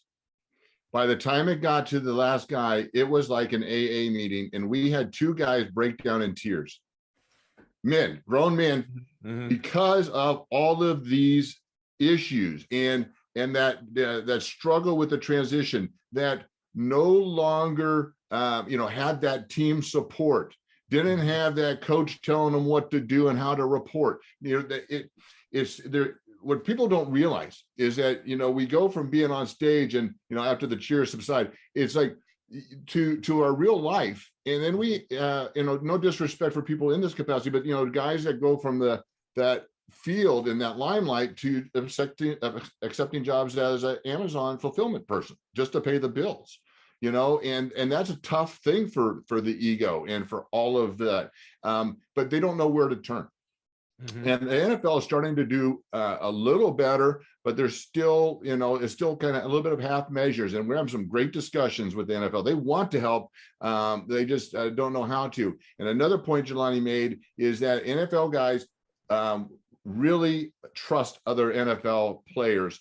And the NFL, I think, also recognizes this. And so I would, certainly hope that as we build this out, and my team is made up of former NFL players and veterans, because veterans have the same issues as NFL players. And that is, you lose that camaraderie, and that support around you. And then all of a sudden you're just placed into the community. Right. And it's just a different dynamic. Sure. And so what we need to do is make ex-players and veterans and other people aware of what their strengths are and what it is that employers are looking for. And it's not always that apparent to us. And we need to bring that out of people. So, yeah. No, that's outstanding. And I appreciate you sharing, some of the things that have transpired in those meetings, where guys are with the people they trust and they're able to be vulnerable with. And there's some real pain, there's some real struggle, there's some real, angst, there's some, and Reginald, I really, you and I have been doing so many different things over the past several years. And a lot of it has to do with how we help athletes find their path in business, how we help them figure out, what it is they want to do. Because you've had plenty of people come into your office and have absolutely no clue what they want to do. And they sit down with you and you help them figure out something. You have those whiteboards on the wall. You have all these pads that you scan. Talk a little bit about, that part of it, because, as Dave mentioned, there's an emotional side, but heck, guys also have to eat, right? So, you got to figure out, you got to help them get something going, so they can eat, right? It's about finding that balance of where you have to take care of your family, put food on the table, pay the rent, the mortgage, and then, live something in a way that gives you the joy and the passion of what you got being an athlete and the things that we had the opportunities to do that other people only dream about. So yes, it's always a challenge. But again, the things that Dave doing, the things that you do with people, the things that Jelani are doing are fantastic, and it's elevating people. I'm just a little, a worker bee. I'm just a shark. I eat what I kill. Right? I just happen to try to add value and help them understand. You have to take those same skill sets you develop as an athlete, your work ethic, your determination, your focus, and transition that into the regular life. And I would just call it regular life, because when we were playing athletics, one way or another, we were living the dream. We all lived our dream of being professionals and having those opportunities. And again, it's about elevating other people and finding a way to add value. And it always comes back. So that's just my thing. I just try to add value to people, even if we can't do business. Living the dream, man. That's a good way to put it. And then going into what you call regular life. And Dave kind of alluded to it, that, people who live, and have the 9 to 5, and, you go to college, you get your job, you work for 40 years, you retire, you get your Rolex, and you collect a pension. Football has a different mindset. And professional sports in general, you got a different set of wheels turning about what your future is going to look like. From the time you're 7 years old, you're playing, you're playing 7-on-7, or you're playing, whatever, leagues you're in, and then you're playing high school, and then you got your mind on a certain thing. And so all of a sudden it stops, as Dave mentioned, and that's what we call this conversation after the cheering stops. I want to welcome another brother, friend, beloved, who really just, inspires us in so many ways. Darrell Stinson. Darrell was one of those guys that was on his way. He was on his way. He was, he was one of those guys that you heard about in college, that you knew, he was making the headlines, and he was making the marks. He was getting all the scouts and, excited about it. And then something happened even before he got there. And I wanted him to come and share a little bit of the story about what happened to him on his way to the league, and then what he has done since then to help other players to either transition and or to keep things balanced. Darryl Stinson, welcome, man. Good to have you. Hey, it's my pleasure. Thanks for having me. It's good to see my good friend Reginald. Man, help me get started with second chance athletes. And of course, happy to meet everyone who shared today. My name is Daryl Stinson. I am from Jackson, Michigan, which is the home of Tony Dungy. It's about an hour and a half west of Detroit. So he is one of my hometown heroes because of what he's done for our community. I went to Central Michigan University on a full ride scholarship to play football. And, just like every other athlete, thought I was going to be the best in the world. Had a big ego, had a big head. 6'5", and I could run fast, all-state track athlete, ranked number 79th in the nation, and playing for a team that, ended up being legendary in terms of ranked 23rd as a MAC school. Antonio Brown was there, number 1 draft pick Eric Fisher, and Dan Lefebvre when he was being compared to Tim Tebow. And, I always make this joke that Eric Fisher, offensive lineman, went number 1. And I said, it's because he was going against me every day in practice. So that's my hidden claim to fame. It makes me feel good, makes me feel like I can play. But the truth of the matter is I didn't make it. I actually got hurt at the end of my true freshman year. Had to have emergency back surgery because my left leg was going to go paralyzed. And that should have been it for me. The coaches looked at me, said, son, you got a golden opportunity. We're going to honor your scholarship. You can focus on your education. We value your leadership and who you are to the team. You can come around sports whenever you like to. But for me, sports was not what I did. It was who I was. Okay. And whenever your identity is attached to your activity, you make poor decisions. And so I basically did what was in the sports' best interest instead of my personal mental health best interest. I begged them to allow me to come back and play. I signed a liability waiver so they would not be liable for my injury or death on the field should it happen. And I was not supposed to walk more than a mile within 6 months of my surgery. I earned a starting position within 6 months of my surgery because me hurt was better than the next guy fully healthy. And so for 2 years, I started, I played, I made impacts on the field, but you could see from my film, you could see from my body posture that I was hurting. I was hunched over. I was basically doing my career off of opioids. It got so bad to the point where I was taking so many opioids that it was thinning my blood that every time I made contact on the field, my nose would bleed. So going into my senior year, coaches saw that something was going wrong. They kicked me off the team. And that's when I was forced to face the fact that I didn't prepare for life after sports. I didn't think that I had any purpose beyond sports. I didn't want to do anything beyond sports. It's not that I didn't think I could be successful at something. I knew I could be successful, but sports was my first and only love. And it was the thing that I thought was going to get my family out of the hood and help me to become a savior to my community. And so when that got took, I felt like I not just only let myself down, but my family, my community down. And I didn't see another pathway, like my brother Dave mentioned, to make a lot of money in any other career path in the short amount of time for the amount of work ethic I put in. And so that led me down the dark path where I started to use my opioids and some other drugs that I was into to become, even more addicted, and use that to deal with the pain of not knowing what I was going to do next. And ultimately ended up attempting suicide multiple times. And I ended up in a psychiatric care facility in Detroit, Michigan. I was there, I found my faith. I did a lot of inner healing, and I found something dangerous called hope. And I started to rebuild my life, connect with mentors, invest in self. And through a short period of time, graduated with my degree in integrated public relations, worked for my university, won some awards there in marketing, and then launched out as a speaker and a pastor for some time. And now I just do full-time speaking and have my nonprofit Second Chance Athletes to Help. So where I fit in and where I serve best is really helping those high, strong, is the academia term, strong identity athletes to really see beyond that barrier. I'm the guy who's talking to the 1% of people who are not listening in the room because they're so hard-headed that they think they are the exception to the statistics. I'm speaking to my former self. And so God's been able to bless me to speak to that shell. So I'm so honored to be here. Thank you for having me. Well, man, that's such a powerful story in a lot of ways, because you pushed yourself to become the image of what you thought you wanted to be. And you never got a chance to just connect with Darryl the person, and now you can, and because of that, you can help others and you can help them see their significance beyond just being a player.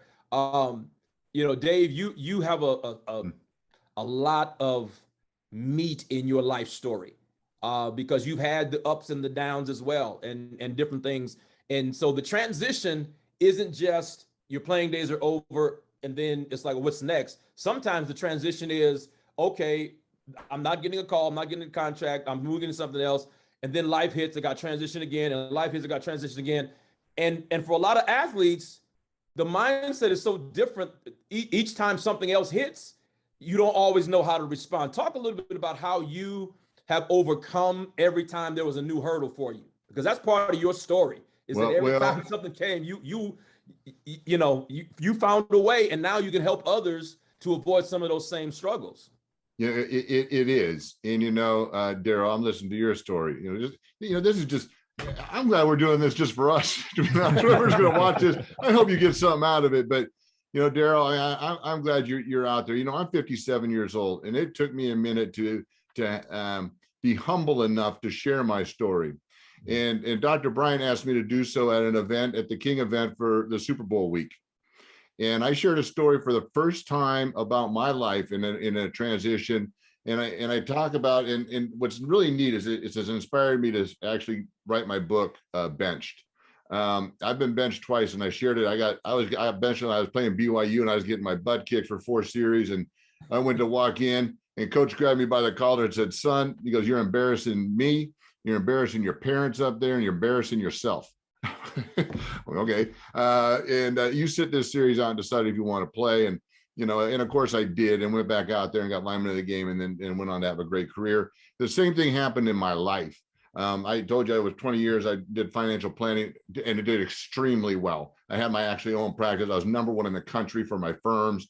And so I did extremely well. But all the while I was getting my butt kicked from the same thing that you experienced, Darryl. I had a knee surgery and was prescribed more opiates than an elephant should take. And I took them. And then it led on to other things. And part of that transition I alluded to in my divorce was I ended up losing everything. And I found myself to a park bench.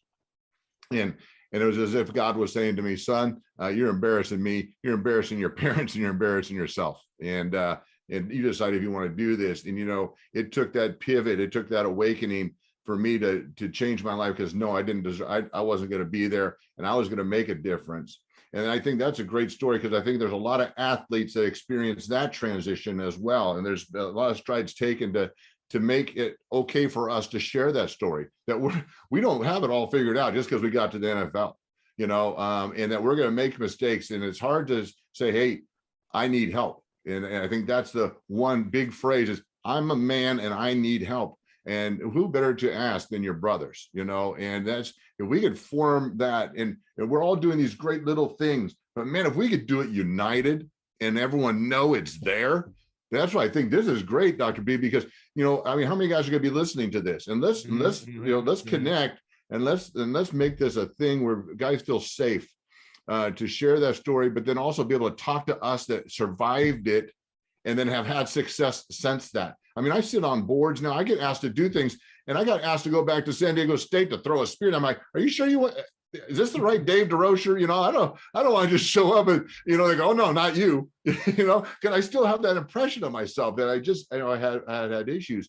but we can succeed, you know, and find strength in asking for help. It actually, you come from a position of strength when you can ask for help. Yep. Yeah.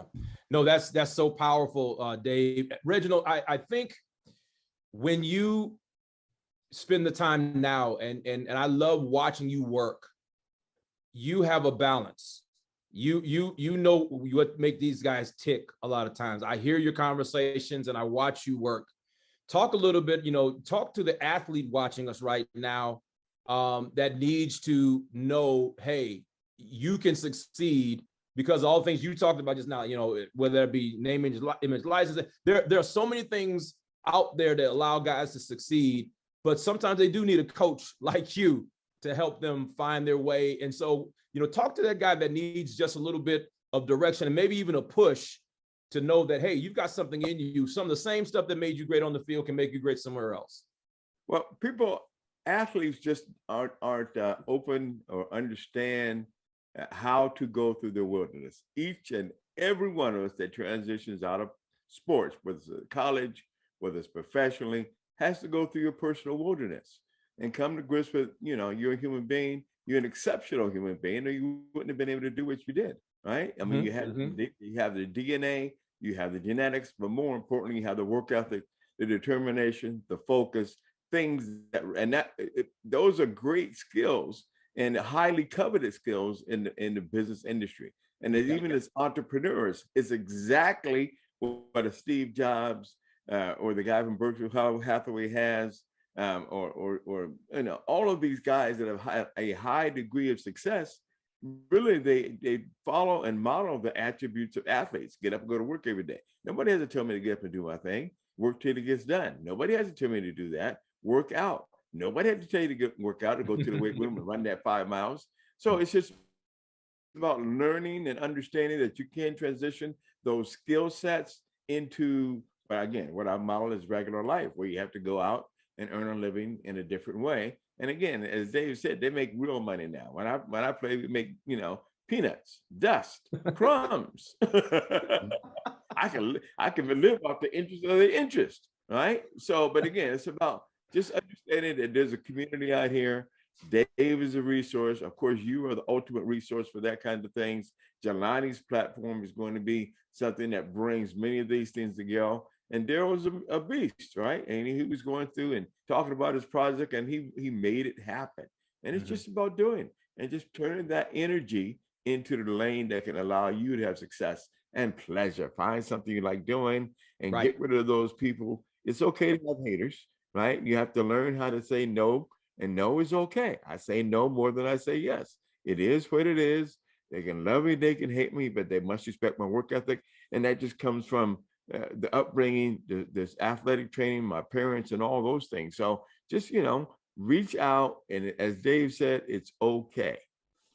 Well, I just want to touch on one brief thing. Right ahead. Is the other thing that what a lot of guys don't understand, and see, I'm just a couple year guy. This took me a couple years to realize, is that even if you just made a practice squad or even got invited to camp, do you know that today there's about 1,800 guys, you know, involved on an NFL team?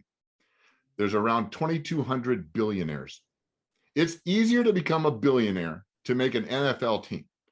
So you take pride in that and know that there's value in that, and that no matter how many years you play, you bring something to the table. And it didn't happen, like Reginald said, overnight. You did a lot of things to get there, and a lot of little things that people aren't willing to do and don't see the value in, but you did, and you did them to the best that you could to attain something. And you bring that same thing to a company in any capacity. Yes. So be proud of it. Yeah, definitely. Darryl, I know this is kind of singing your song because you have to share these messages a lot. Talk a little bit about second chance athletes and how the messages that Reginald and Dave are sharing are part of, you know, how you encourage athletes in general to take those same traits and now, you know, find their way, find their path, find their purpose. Yeah, well, the first thing is that, you know, the whole tagline that I would use is that second chance athletes exist to give athletes, former and forgotten athletes, a second chance to succeed in life without the demands of sports. And originally I came up with the vision because I tell people it this way, I had the right degree, but I didn't have the right experience. So when I got kicked off the team, I had to take 21 credits. They were not going to extend my scholarship to the full duration because they were going to use it to for other players. So not only was I taking 21 credits, I was working a job and doing an internship. And the internship that I had an opportunity for me to get hired in the company, but I didn't have the writing experience, the internship experience, the study abroad experience because I dedicated my life to sports. So, you know, through the grace of God, I was able to actually get hired in at the university. And what that enabled me to do was take higher education classes for free. So I actually went back and retook undergraduate classes that I cheated my way through, multiple tests my way through, and just figured it out because I actually needed to learn what they were teaching me instead of just squeaking on by. And so I wanted to be able to afford other athletes that same opportunity, whether it is to go back and finish their degree or pursue a master's or doctoral degree. So that was goal number one. Goal number two was to be a hub, kind of what Dave mentioned. I know this was a lot of people doing a lot of different things and everybody kind of running in their own silos. It made absolutely no sense to me because we needed to work together. There's people that Dave can help that I can't help, that Reginald can help that I can't help, and vice versa. And so the more that we talk, trust, and communicate with one another, one of the key components to transitioning well is to have a mentor, right? And with athletes, they have this thing called PRIDE, pride. And they seem to think like, oh man, I can't get mentored by somebody unless they played the same sport that I played, or unless they played at the level that I played at. Oh, if I played elite Division I, then I can't get mentored by a Division III. And it's not true, but it's what they think. And so if we could, the larger ecosystem we build, the better we can connect with one another. So that's what the organization is about. And then me personally, again, just traveling around speaking, sharing my book, Who Am I After Sports, the 5 phases of transition, helping athletes to understand those phases so they know where they're at in that process.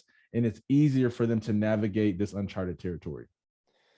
As we wrap this up, guys, this has been amazing. And I knew we had the right folks to bring on to share. One of the things that I do want to just make mention of, this content, this conversation is going to be shared in a lot of different ways, in a lot of different places. But one of the key places is during the Rainbow Push Wall Street Conference. And there are people in the audience, there are people that are watching that are used to watching you guys play. They're used to watching you guys run on the field. They're used to watching touchdowns and home runs, slam dunks, whatever it may be.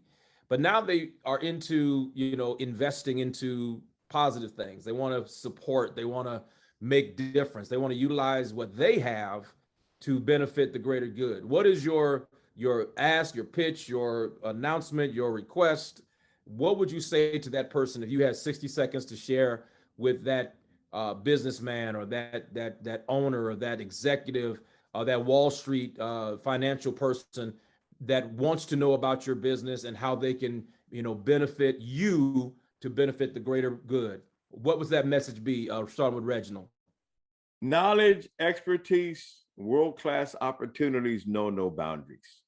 I would just start out that way. So we work with a wide variety of companies. We have women with AI companies, mental health. We have cyber security companies, Jelani's postseason companies. So again, you can reach me at reginaldgrant.com or esipitch.com, esipitch.com.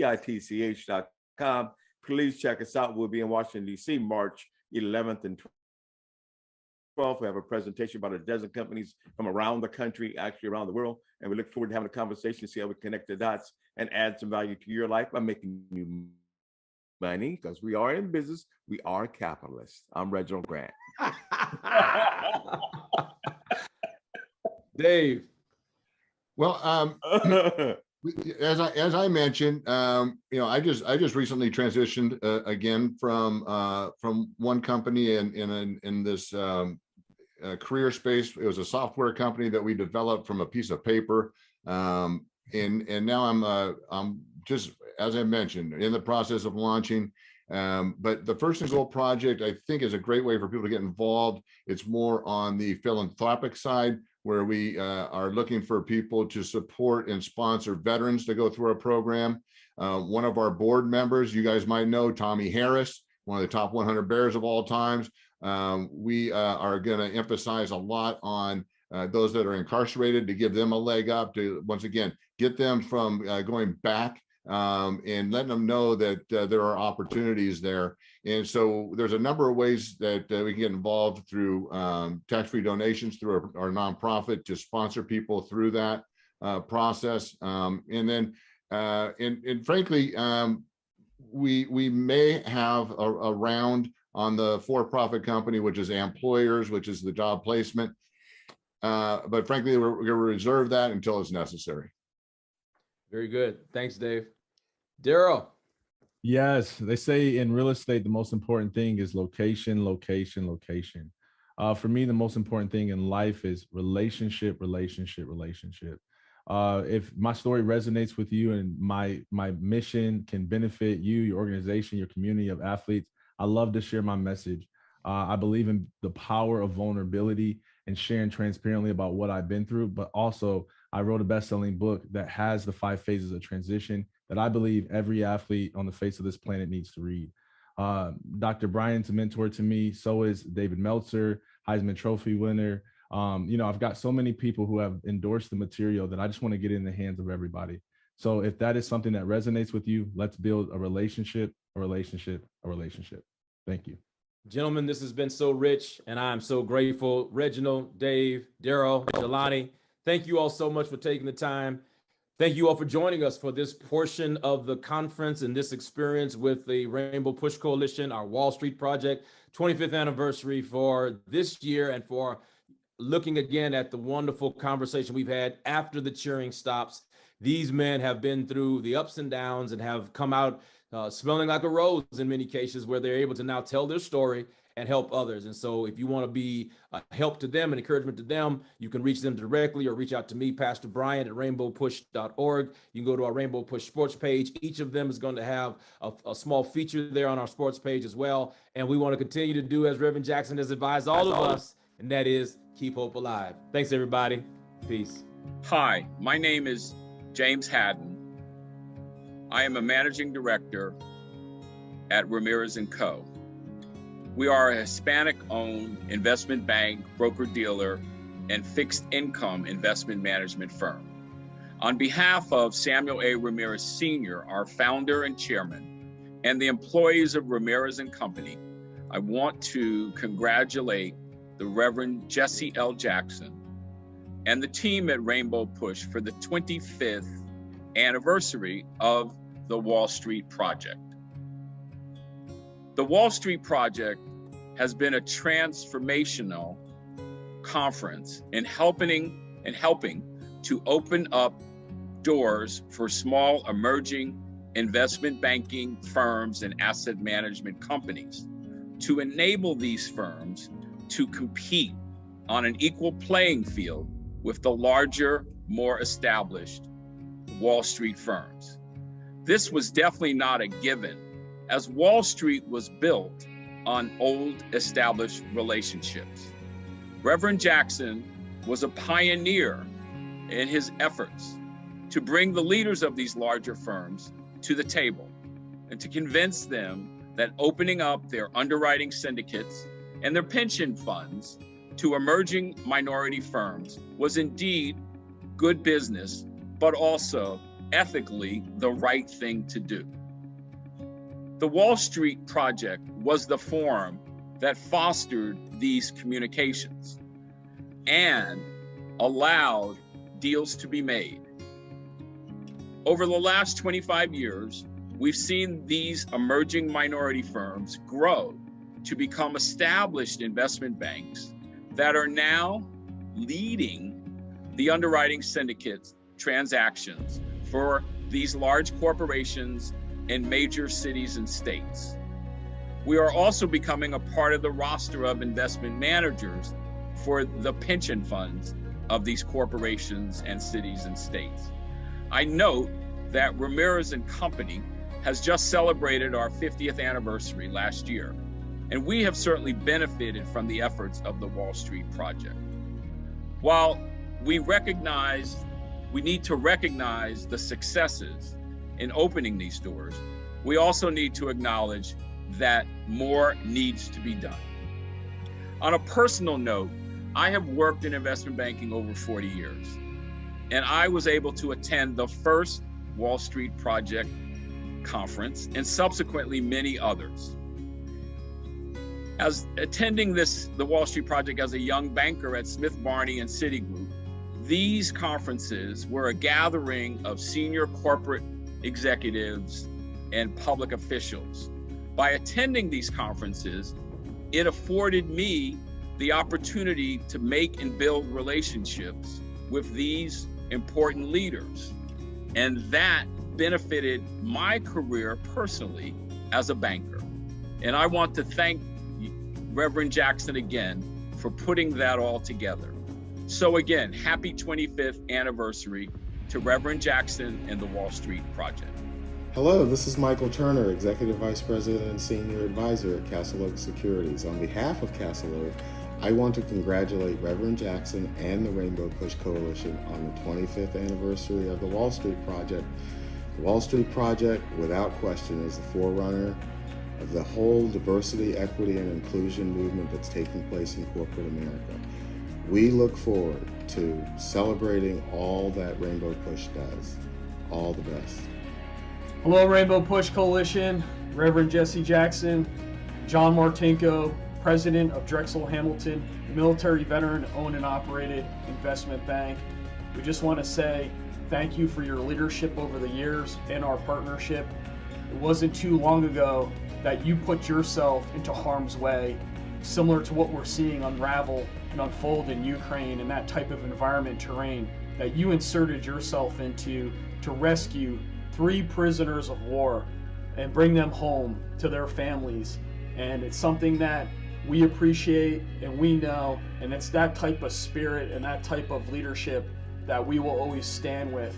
It wasn't too long ago that I had the opportunity to march alongside you, and my spirit that day was here. After marching alongside you, my spirit was here. And you just had that natural gift that when you come into the room, and no matter where anyone is sitting, that fills the room. And it just, as long as Drexel Hamilton and Rainbow Push continue to partner, I will always be a voice to explain just the impact it makes when we all come together and we all work together and what we can actually achieve for our communities. So I just want to say thank you to sir, for your leadership. Thank you for all you have done and you will continue to do for the active duty and the military veterans over the years. Truly remarkable. Thank you to the Rainbow Push Coalition and all those that we work with on a day-to-day to increase diversity and inclusion. My name is Clifford Swint. I'm an Executive Vice President at MFR Securities, a woman-owned investment bank. I want to congratulate the Reverend Jesse Jackson and his team for the 25th anniversary of his Wall Street Project. I remember back early in my Wall Street days, the first Wall Street Project, I was working for a large bulge bracket bank at that time, and I didn't have time. I wasn't able to come, maybe didn't fully realize the gravity of the Wall Street Project, but I did remember presidents and chairmen of the reserves coming, and I was feeling quite proud.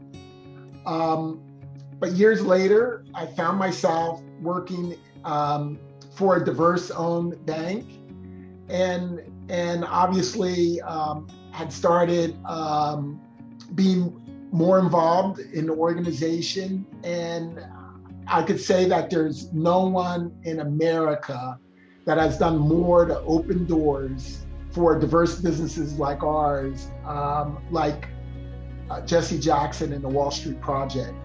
I remember, as an example, on the West Coast, none of the big technology companies, with maybe one or two exceptions, were utilizing diverse banking and investment firms. And when Reverend Jackson got involved, now that situation has changed.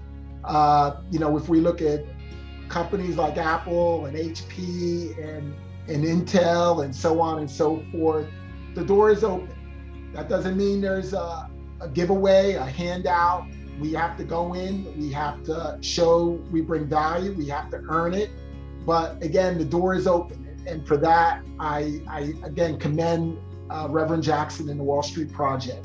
And just lastly, I could say that I'm just as proud, not only for the doors he's opened for me and for firms like myself, but for all the janitors and the security people who, before Reverend Jackson got involved, were contract employees. But now, thanks to him and his leadership, they're now full-time, regular employees, where their families have benefits, and that they will be able to send their children to college and to realize their fullest potential. So again, I commend on this day, the 25th anniversary of the Wall Street Project, Reverend Jackson and his amazing team of men and women behind him to make it all happen. Reverend Jackson, I still remember when you shared the incredible story of Jackie Robinson, how in 1947, he did much more than break the colors in Major League Baseball. He showed the world what a level playing field could do for the sport. He elevated the game. He became the change for the American pastime. In so many ways, Reverend, you've been the Jackie Robinson of the financial services industry.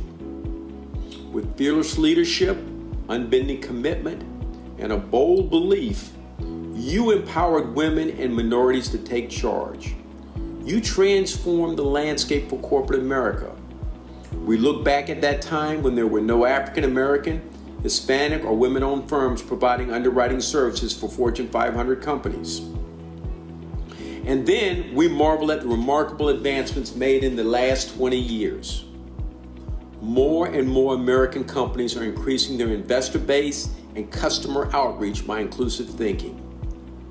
With your efforts, you've opened many doors for many who are eagerly stepping through, entering a world where they can sculpt a better future. We know that equality of opportunity and economic decency is still not fully realized, yet we want to take this moment to appreciate you. We couldn't have witnessed such powerful and profound historic moments without your leadership. In Blaylock Band's 30 years of the journey, we encountered many bumps. In such dark and testing times, you have never wavered in the fight to keep firms in our space included in the conversation. For that, Reverend Jackson, we feel an overwhelming need to thank you sincerely and repeatedly for your tremendous efforts. Today, Ron Blaylock and I, Eric Van Standifer, the founders of Blaylock Band, thank you 1,000 times and over. The world's been a fair place because of you.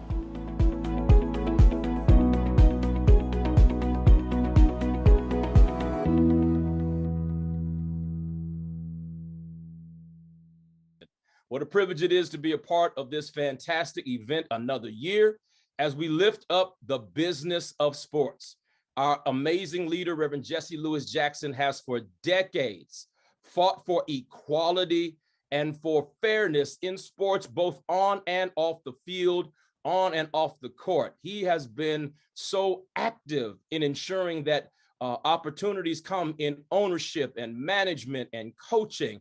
And so it is a privilege to continue that dialogue as we speak to these wonderful panelists today about their role, about their assignment, about their experiences in life beyond the playing field and how they help navigate these pathways for others, because not everybody can throw touchdowns, not everybody can slam dunk, not everybody can hit a home run, but there's so many areas in sports where hundreds of people are involved in the process of ensuring that the sport continues to go forward and make such an impact in this country and around the world.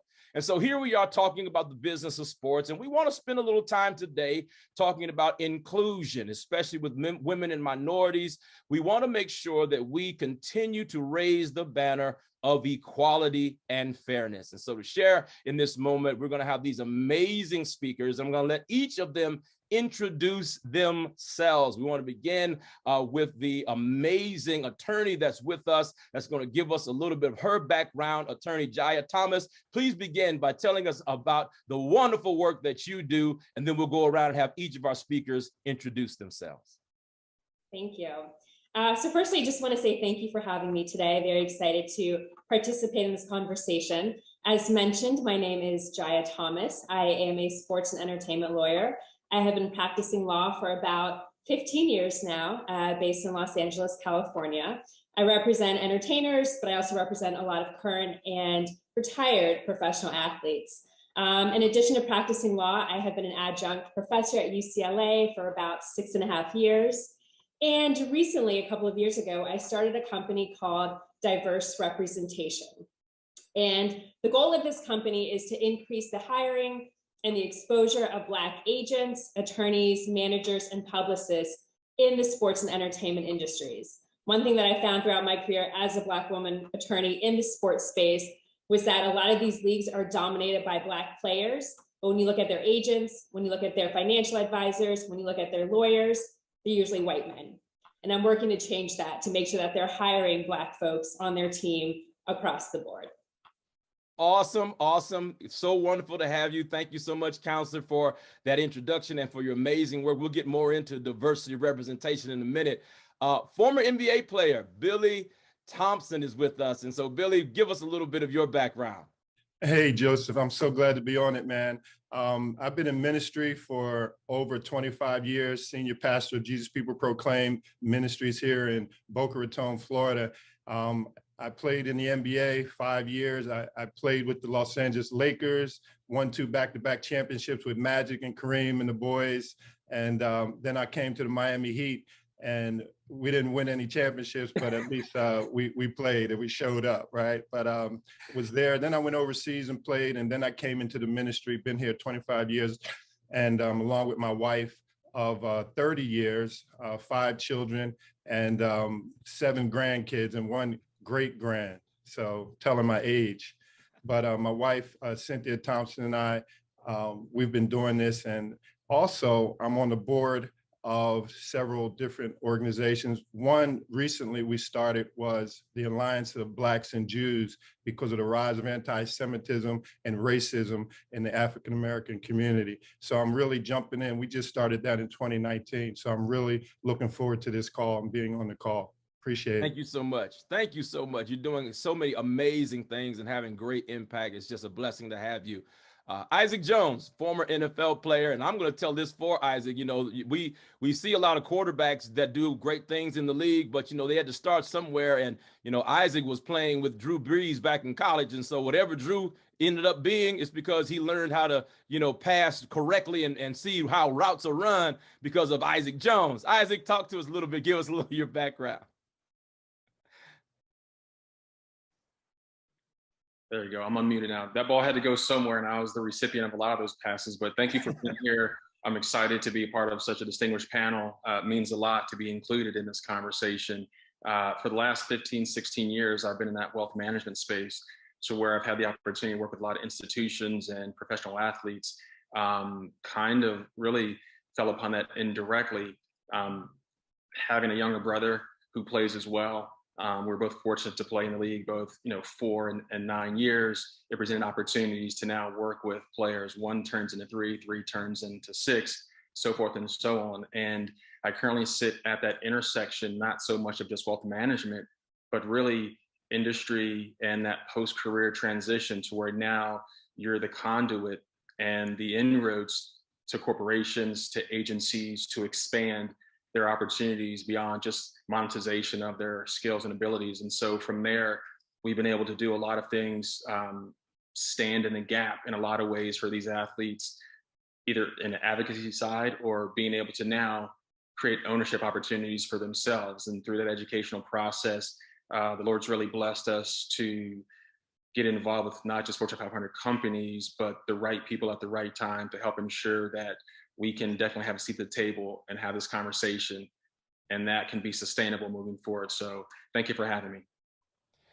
It's great to have you, Isaac, and just to drop another nugget, because I value your approach to your work so much. We've sat at dinner and talked about athlete transitions, and as well as you do in the wealth management space, and you're a wonderful financial advisor, your passion to help athletes find their way when they retire is second to none. So I want to thank you for that. You're working with the athletes that I've worked with over the past 24 years. Finding that path means a lot. So thank you for, not just being someone that can offer financial direction, but life direction. That means a lot.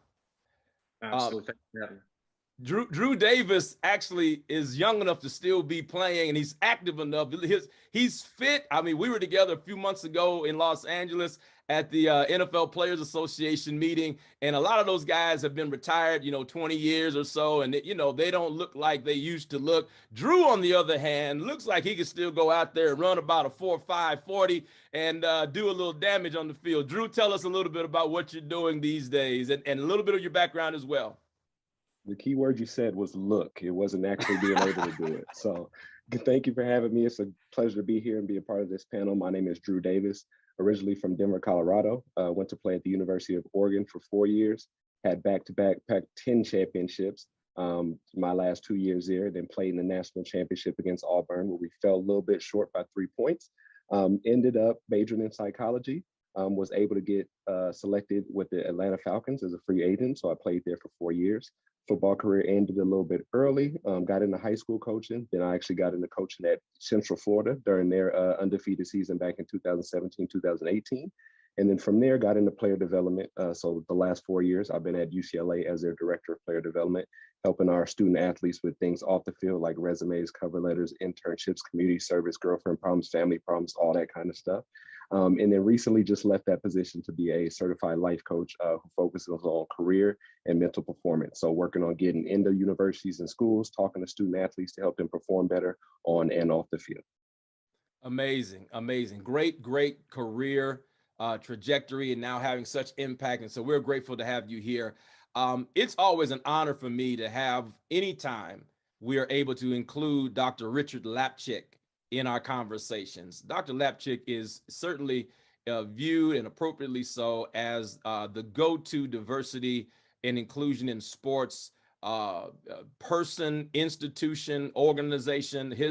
His continual work in the area of revealing to the leagues, MLB, NFL, NCAA, showing them their report cards, their actual assessment of how well or how poorly they're doing in the areas of diversity and inclusion of minorities and women is second to none. And his reports, his research, his data is utilized by all of the major leagues and utilized by so many teams in order to assess where they are and where they need to go. And he's been doing this work for quite some time.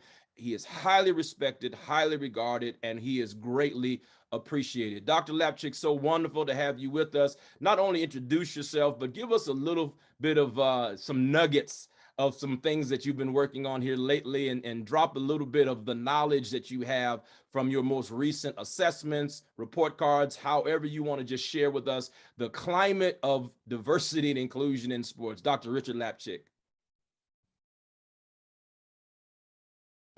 Pastor, thank you so much. Anytime you or Reverend ask me to do something, I'm there, as you know, for a lot of years now. Thank you so much. It's good to meet everybody else. Greg Austin said a lot of nice things about you at UCF. He's one of our graduates, graduated from our program. And Billy, I'm going to come back to you and their Laker teams in a second. But so, every time I speak, I know that there are people in the audience who are like looking at this old white guy, wondering why he's here talking about this. So I'll just share a little bit about that background as to how I started getting involved. I was 5 years old and looked outside our bedroom window in Yonkers, New York, where I was raised, and I saw my father's image swinging from a tree with people under the tree picketing. And for several years after that, I'd pick up the extension phone in our house, and a lot of people were, and my dad didn't know I was listening, and it was racial epithet after racial epithet being hurled at him. I had no idea as a 5, 6, 7-year-old why so many people hated my dad. I just knew they did. I would later find out that as the coach of the New York Knicks, he had signed the first Black player in the NBA in 1950, and a lot of people were not ready for that to happen. So I was raised in that household. My dad was also a triple inductee into the Basketball Hall of Fame as a player, coach, and a member of the original Celtics. So everybody assumed I was going to follow in his footsteps. He was the first great big man in the game. I was 6 feet tall in the 8th grade, which was one of the taller players then, and was pretty heavily recruited, including by a school called Power Memorial High School, which was the top basketball program in the country. Didn't go there, but became friends with the coach, who invited me to his startup summer camp the next year. And at that camp, there were 5 of his white players and 1 of his Black players. And one of the white players, from the start of the camp through the first 3 days, was dropping the N-word on the Black guy, dawn till dusk, until I finally challenged him. That guy, by the way, who's been a D1 basketball coach for 35 years, knocked me out cold. With the Black guy's name then was Lou Alcindor.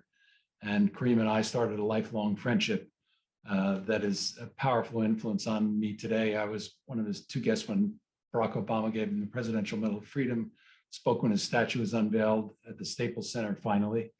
And he came here and did a lot of things at UCF over the years as well.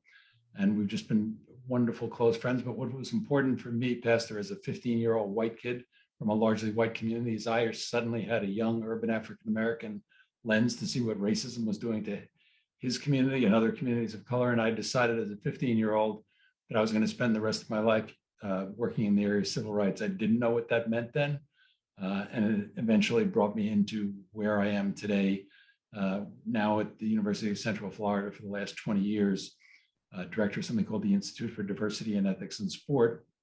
And as you alluded to, one of the things we do is track the hiring practices of all the major pro sports, college sports, and also the sports media. We've been doing it since the 1980s. We've added sports over the years, and I'm happy to tell you that, you know, I'm not happy to tell you this part, but we never asked anybody's permission to do it. We just started. I think when we first were doing it, the commissioners were all really angry and frustrated that we were doing it. Now I think in the league offices, they all use it as a tool to put pressure on the clubs to change their hiring practices.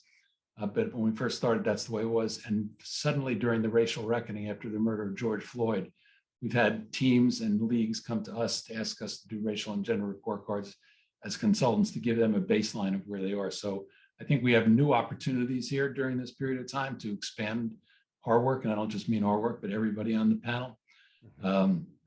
So literally today, about an hour ago, we released the college racial and gender report card. And as somebody who's been on a college campus for 52 years, I must tell you that every year I'm disappointed to release this, because when I started being on a college campus, I thought I was going to a place where American ideals of social justice would be and democracy would be upheld. But they are literally the worst performer of all the sports. They got an overall C. No league got an overall C. A C for somebody who teaches graduate schools, basically an F. Anything below a B is. But the 2 stalwarts are, of course, the WNBA has had the best record, and the NBA itself has had the 2nd best record, both in racial and gender hiring practices consistently. You know, sometimes there are, you know, points that go up and down, but generally speaking, they've been way out front. The NFL, as everybody's been reading for the past few weeks, especially after Brian introduced the lawsuit, and we did a little more scrutiny on the NFL, we see, you know, that the Rooney Rule needs help. And I think it's the owners that are blocking it. We've got 32 owners. No Black person is an owner. 21 of the 32 owners not only voted for, but supported the campaign of Donald Trump, which will tell you a little bit about their interest in racial justice, maybe. So college sport, you know, one of the horrible things is, so this year for the first time we did a comparison to where we are in 2022 to compare where we were 20 years ago in 2002, and we are behind in almost every single area where we were. The NCAA has fewer people of color working there. Our coaching ranks in football and basketball, the two sports we tend to look at most for the coaching ranks, are below where they're way below what their all-time highs were, and have basically not moved. Our athletic directors are hovering around 90% in divisions 1, 2, and 3, being white men. And the associate athletic director position, the so-called pipeline to that position, it's even more white. And you can go position by position. It's just really discouraging. But it's interesting for me to note, and sad for me to note, that whereas most of the leagues over the years have gone up with their racial hiring practices, particularly in the league offices, it's the gender hiring practices that have been the worst and are declining across all sports. They did in the NBA for 5 straight years. Last year, they reversed that. But they still have like a B+, I believe, in gender. But they're the ones with close to an A+ in racial hiring practices. But NFL, obviously, Major League Baseball has a bad record in terms of hiring women, and particularly in senior positions, vice presidents on teams, C-suite people on teams. The league offices themselves are all pretty good, and I think they're trying to bring about change, but they obviously need a way to get to those owners. And I think the 2 tools that we have to discuss, for me, in terms of where our emphasis is going to be, is on athlete activism. It's a tool that we didn't have at our disposal just a few short years ago, but when the Milwaukee Bucks didn't come to the court in the NBA bubble because of the shooting in Kenosha, and the league not only didn't criticize them, but shut down the entire league, and every other sport did as well, whether they assessed where they were going to go. That changed everything. So there's an army of athlete activists out there that we can tap into, both at the pro level and the college level. And I think when they turn their attention to hiring practices on their teams and in their athletic departments, that's going to be a game changer. And I think the other area we need to emphasize, and I know Reverend's very active in this area, is getting the corporate sponsors of individual athletic departments as well as pro teams to take a stand on those hiring practices. The Washington football team, we were arguing about its name for decades, but after the murder of George Floyd, when the 3 corporations that were their major name sponsors said they were pulling out, the name changed within 3 weeks. We can have the same impact in other areas of sport.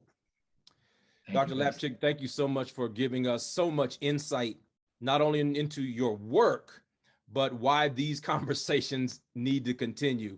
Attorney Thomas, as you're listening to Dr. Lapchick and looking at your own work and what motivated you to create diverse representation, what kind of thoughts are you having about where we are and what are the kind of things we need to talk about, as well as strategically map out to begin to do? Yeah, I think one of the things that we need to do a better job of, and I put a lot of the onus on these players, because when we look at the NBA, when we look at the NFL, these leagues are dominated by Black players. So I do put a lot of onus on them. And I know he just mentioned athlete activism, which is great. So many players spoke out when the George Floyd incident happened.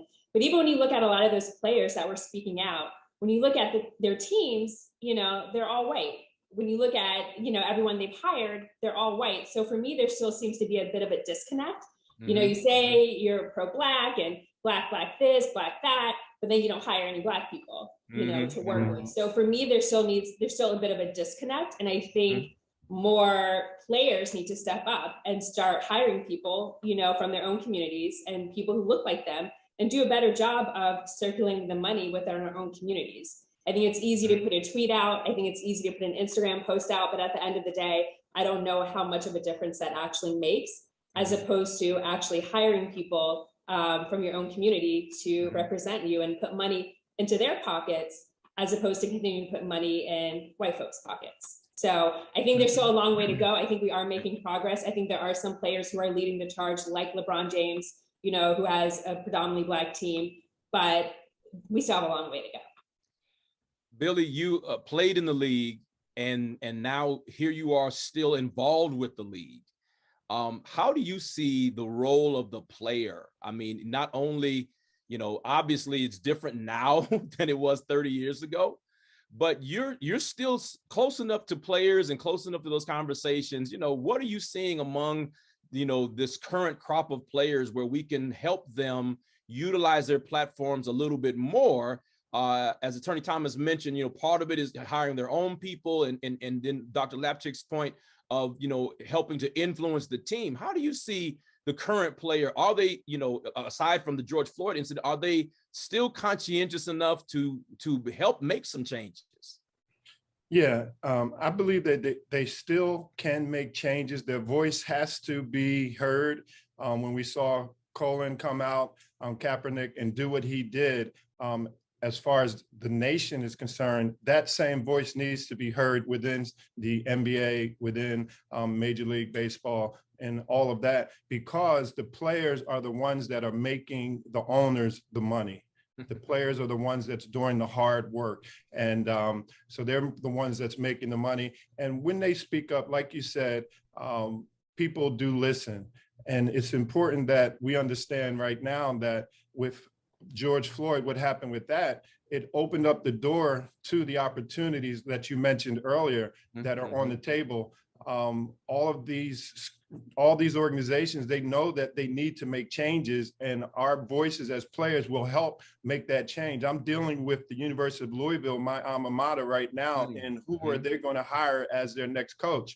And the front runner is Kenny Payne. He played with me when we won the national championship in 1986. He's with the New York Knicks right now. He told me personally he does want the job. And so what is the reason? What reason would there be that you would not give him that job when he was the #1 assistant coach under Kentucky, Calipari, for years, the highest paid assistant coach because of the job that he did when he was there?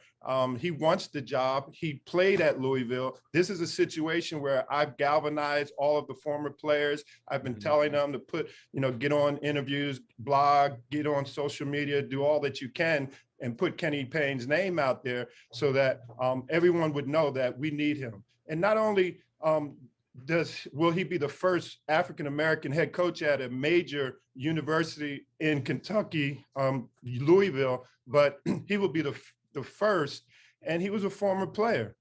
And this is not just for Louisville, it's for the players. It's not for just the university, I'm sorry, but it's for the community.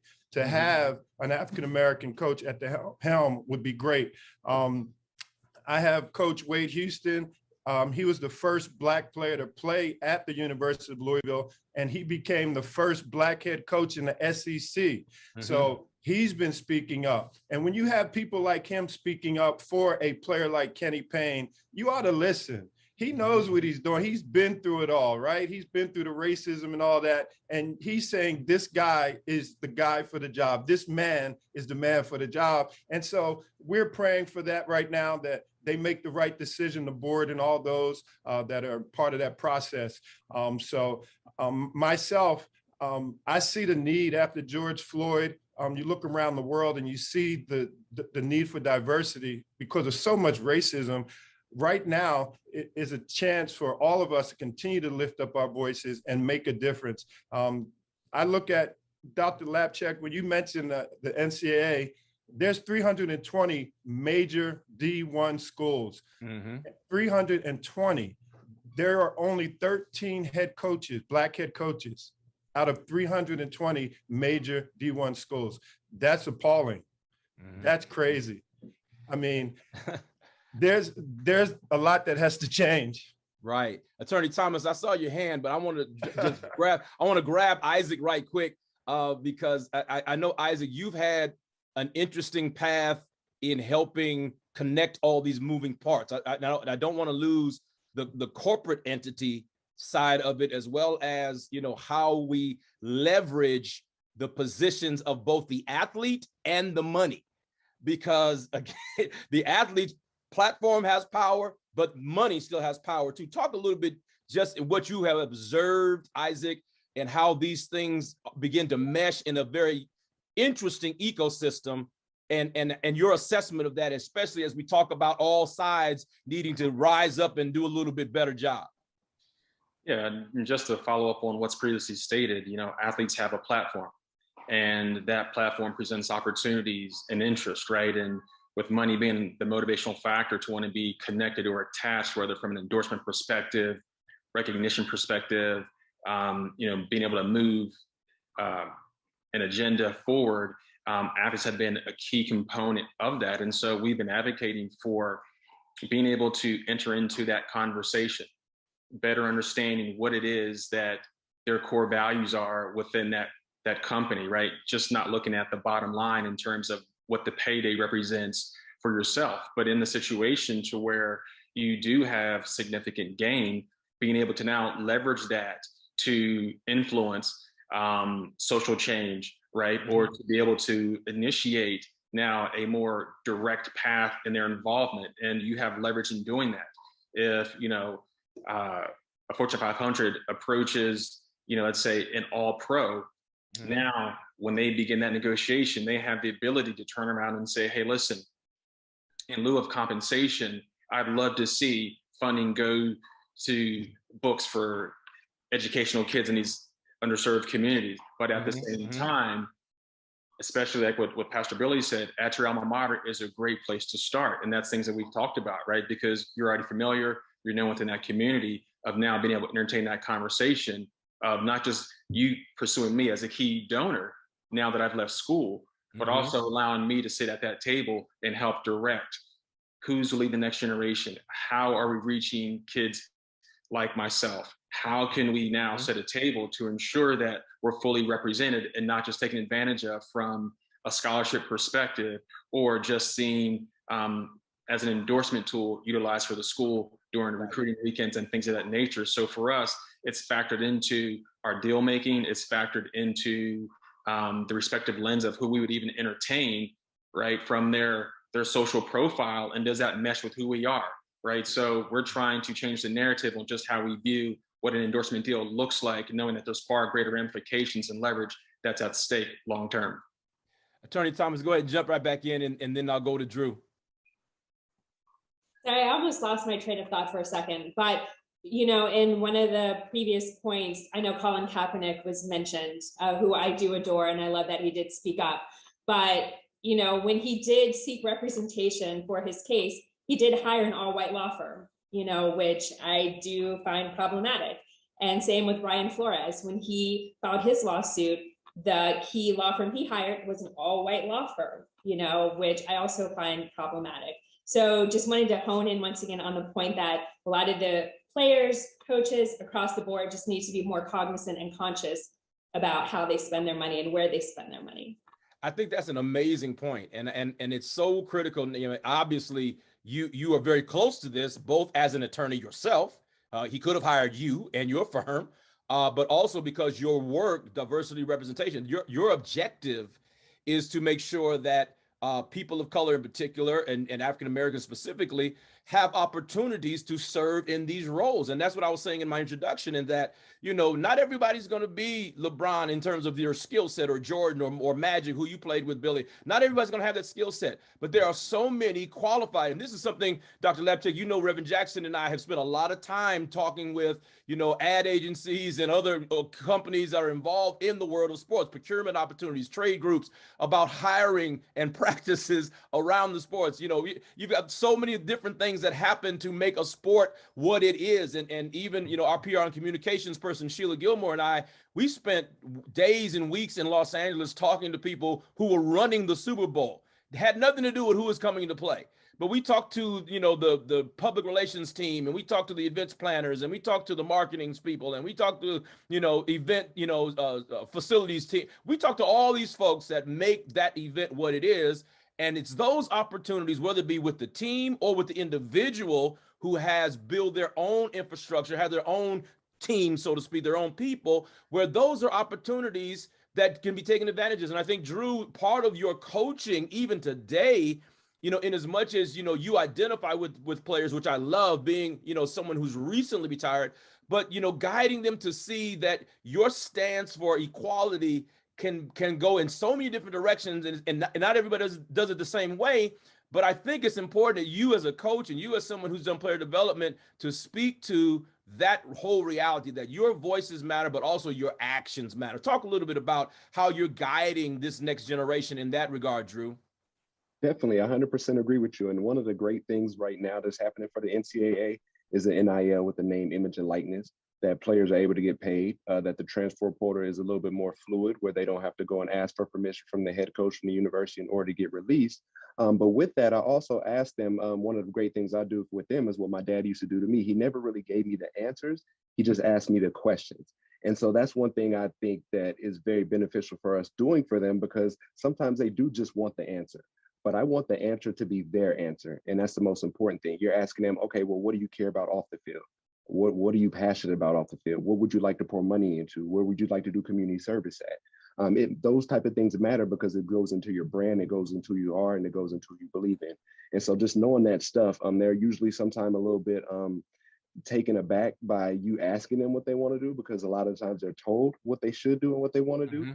But once you get over that, once you get through that, and they're like, oh, well, you know, we have some power, we have some autonomy to do some things we want to do, they're pretty perceptive to that. Dr. Lapchick, we've been talking recently over, I guess the past year and a half now, about social justice and how athletes are utilizing their platform. Your good friend, Kareem Abdul-Jabbar, you know, having the NBA name that social justice award after him. What has that meant to you to see that there has been some progress? I mean, we are so far from where we need to be, but there have been those slices of progress and movement and mobility and openness. What has that meant for you, especially being involved in this work so long and being deeply in the trenches, being able to see glimpses of hope in some of those places where we've seen progress being made? It's meant so much, Pastor. I was on the committee that chose the eventual winner of the Kareem Award. And I read so each team nominated somebody. So I read like a page or two on every single one of them. And the extent of what they're doing in communities was just so amazing, beyond what you'd ever know about reading the newspaper or anything. Some very quietly, some publicly. But I think it's out there now. I think that they created this award says a great deal about the league supporting social justice initiatives. I think other leagues are skeptical about, or the players in other leagues are skeptical about the league support, but the NBA and Adam Silver, I think, is kind of a unique figure in this area because of the way everything started with his handling of the Clippers case several years ago with the ownership. But, you know, like I think I might have said earlier, when I saw Colin take the knee, I knew he'd never play another season. That won't happen now, I don't think. I think players feel there's a safety net out there of support that's going to help them in the future to be able to make those conscious decisions. And, you know, we're not only talking about a group of Black athletes who have significant name recognition, but they also have resources that they can invest in the Black community, that they can invest in social justice causes. And that's also going to be new, because I can tell you, and you know this better than anybody with Reverend, that in my 50 plus years of working in the kind of social justice, racial justice space, one of the hardest things to do is to raise money to fight those battles. And, you know, I think that's finally starting to change. Definitely. Billy, as you look at the landscape of your sport, and I want to give some credit, as Dr. Lapchick alluded, the NBA seems to be a little bit more conscientious than the other leagues. They're definitely more open. They've definitely embraced some of these things, you know, in a very in a much more visible way. You know, again, all the leagues, all the teams, all of the organizations still have work to do, but the NBA truly has done a better job to a large extent, far better than the NFL. And so, you know, as a part of that world, what does that mean for you when you see that your league is, you know, they're not perfect, but they are trying to intentionally make some progress? How does that make you feel as a former player, someone still connected to the team and still involved with the league? Man, it's great to see, because again, we're the players that make it happen, right? We're out there doing the work. So it's great to see guys moving on into assistant coaching jobs, head coaching jobs, front office jobs, general manager. That's the track, and it's happening. It's good to see, and because now it's not just the game belongs to the whole community. You know, now the game belongs to the whole community. When you go inside the organization, you see yourself in roles of authority. And that's what this is about. And it's a game, right? But it's a business. And so let's share the wealth, let's move it around, and let's all enjoy this, right? So that's all I'm looking at. You know, I was Kareem Abdul-Jabbar's rookie. You know, we called him Cat. So I was a guy going to grab his bags, making the runs for him. And I'm only bringing that up, Dr. Lapchick, because after we got to know each other real good, he started giving me books. And he gave me a book by Ivan Van Sertima that talked about the slave trade and all of this and what happened in early America. Cap he's a scholar. Kareem Abdul-Jabbar is a scholar. And he gave me that book and I read it and he said, just read this because I want you to see the disparities. You know, we went through a lot. We've lost a lot of people in that slave trade. In that time, it was like 60 million African-Americans. People never heard that number that died during all that slave trading. And so he brought that up to show me that, you know, Blacks in America, we went through a lot from the beginning. And for me, to see us still going through things as far as diversity and equality, it really hurts because you see that you're just as good, if not better. Griot is an online Black news site, and they spoke about the disparities in football and the NFL. And they said that statistically, the African-American coaches, though few, when you look at their stats, they fared better than most of the white coaches. But why aren't more of them head coaches?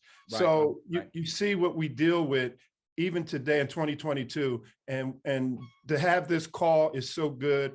I'm all in, man, to do whatever I can to help not just African-Americans, but every minority that is being slighted, because that is not God's heart. You know, I love God, man, more than anybody on the planet. I love God first. I love all y'all, right? I don't even know you, but I love you. But I love God more. And because of that, God says the golden rule, to love him first, and then to love your neighbor as yourself. That's right. And so we have to really get to the point where we really understand that we can do a lot by ourselves or even by our own ethnicity, but we can do a lot more if we come together with others and other ethnicities. I'm enjoying this conversation so much, and believe me, Dr. Lapchick and Isaac will tell you that I will recycle your platform several times, because I will come back to you again and again. Reverend Jackson will ping me or call me and say, get these folks back. We want to do it again. We want to do something, it's coming up. But as we, begin to wrap up our time, because I know that the conference is happening and folks are enjoying the Wall Street experience, this 25th anniversary of Wall Street. But I did want to just drop a couple of nuggets and have you all speak to this as we kind of land the plane, but we also pass the baton. I don't believe in just shutting things down and say, okay, we're done. There's some next steps. There's some things we want to do coming out of this conversation, even if it's just coming back together again for a strategy session. It's one thing to identify the problems, and it's another thing to talk about solutions. But Attorney Thomas, I wanted to come to you specifically and allow you to talk about diversity in the sense that, you've created a space. Diverse representation is a space to allow people that often get missed, often get overlooked, who are qualified, capable, professional, they're everything that you would need. And here they are, in the world of sports, oftentimes just overlooked and forgotten. Talk a little bit about your platform specifically, and how we, both organizationally, Rainbow Push, Reverend Jackson, how all of us on the panel can help build, what you're doing, or help be a part of it, because I think it's so significant that your whole platform, aside from you being an amazing attorney and all the folks you represent, you've created something just to make sure that diversity actually happens. Thank you. Thank you so much for those kind words. So yeah, right before I launched diverse representation, and like I said, I work with a lot of athletes. Oftentimes I'm the only Black person on their team. And at one point I started to ask a lot of my clients, why don't you have a Black publicist? Why don't you have a Black financial advisor? And a lot of them would say, well, I don't know any, I don't know any Black financial advisors. So I started diverse representation really as just a database. Here's a directory of all the Black agents, all the Black attorneys, all the Black financial advisors in sports and entertainment. So now no one can ever use the excuse anymore of, I can't find them. So, this is a free resource, a free database.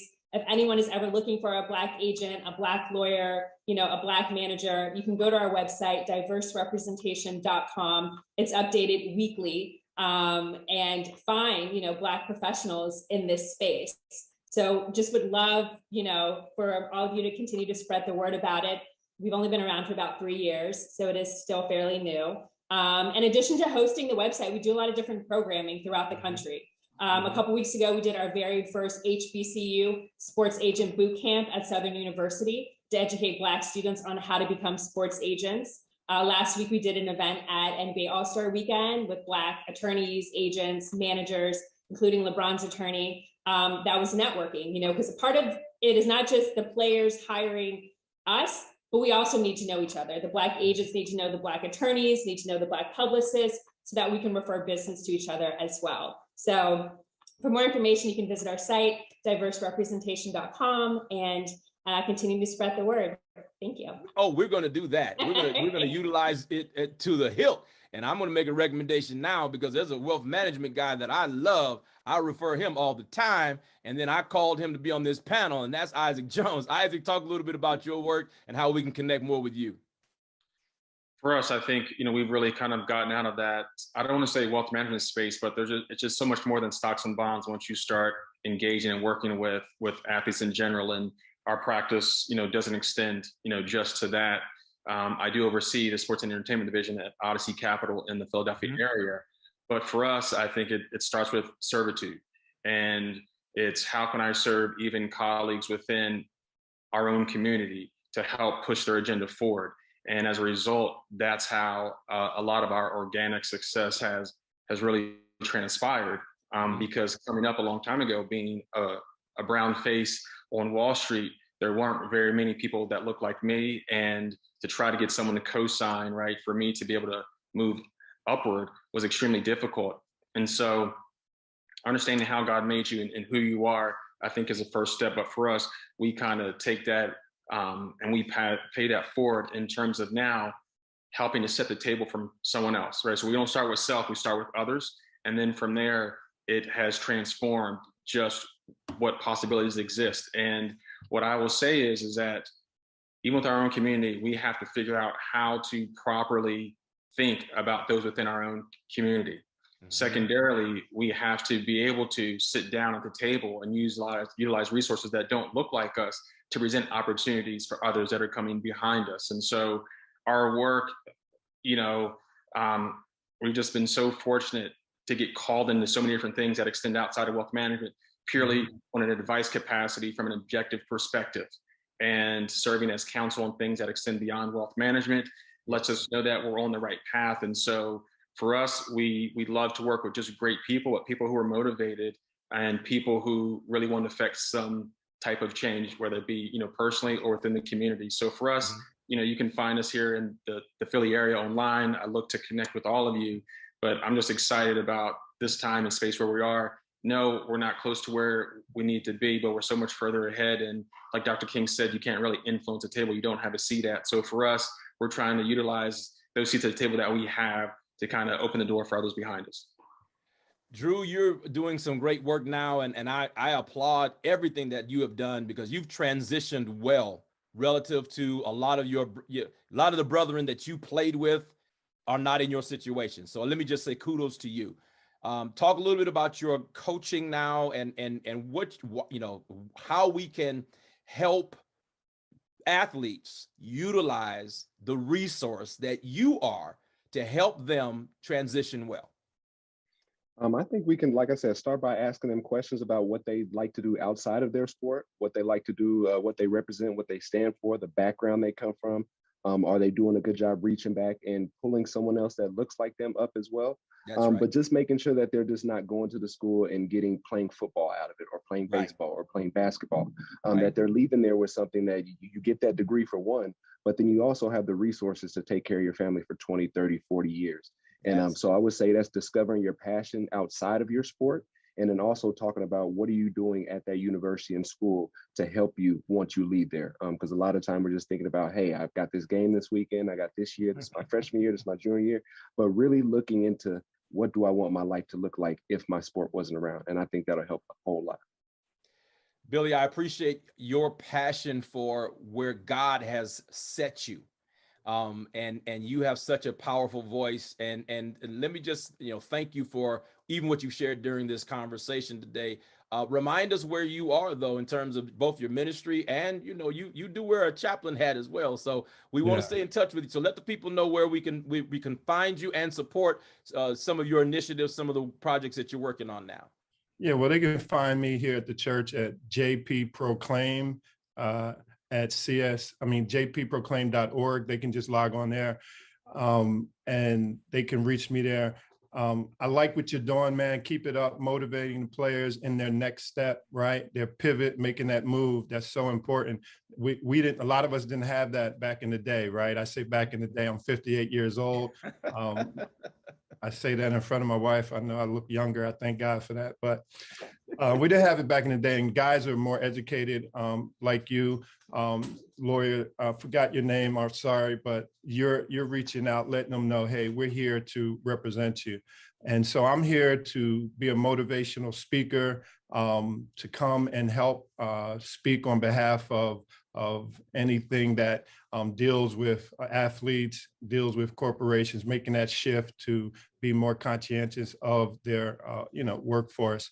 I want to say this as I close. Listen, the president just said, I want to elect I want to choose an African-American female for the Supreme Court position. The word is I want to. When you're in positions of power and you have the ability to make a choice and do some things, then you do it if you want to do it. And he said, I want to do it. He spoke on it and he did it. And now we have Ketanji Brown as that first Black woman nomination for the Supreme Court. I said that to say this, those owners of the NBA teams, the NFL teams, they can just say, I want to hire Black coaches. They can make it happen. They're at the helm. They have the power. And so it's a thing of getting to the heart to make the right decision. So I just want to get that out, man.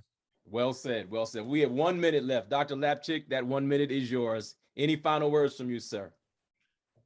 Just to take advantage of the fact that public opinion of athlete activism has shifted from when Colin took the knee to being totally negative to right now, 75 to 80% of sports fans support athlete activism to help those athletes take positions on hiring practices of their teams and their not only the teams, but the whole community substructure can hire more people of color and women in senior positions. Seize this moment.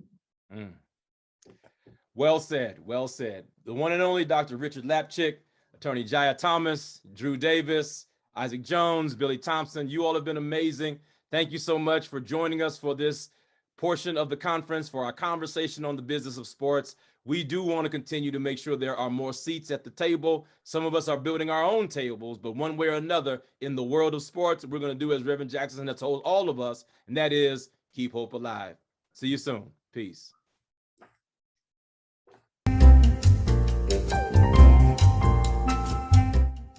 As many of you know, Reverend Jackson continues to hold up the banner of fairness and equality and justice in sports.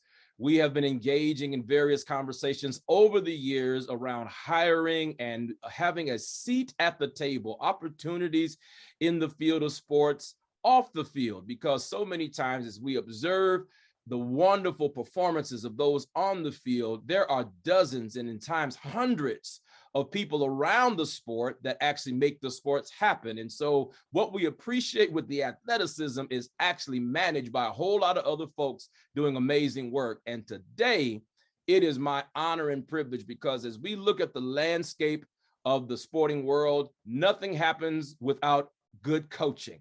So friends, as we continue this dialogue around the business of sports, it is so wonderful for us today to be able to have Coach Hugh Jackson, whose resume is rich with experience. But more than that, in recent days, you've seen and heard Coach Jackson talk about fairness in hiring, fairness with coaches.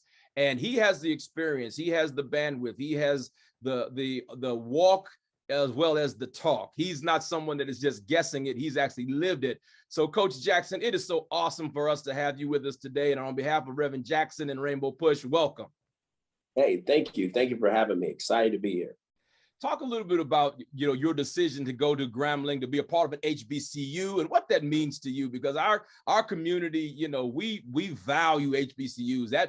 There's some pride for us, whether we went to an HBCU or not. There's a lot of pride for us in that. Talk a little bit about your decision to be there and what that means to you personally as you invest in these lives of so many young people. And as you said, the tradition, the history, and what that means to you walking in now as the new coach.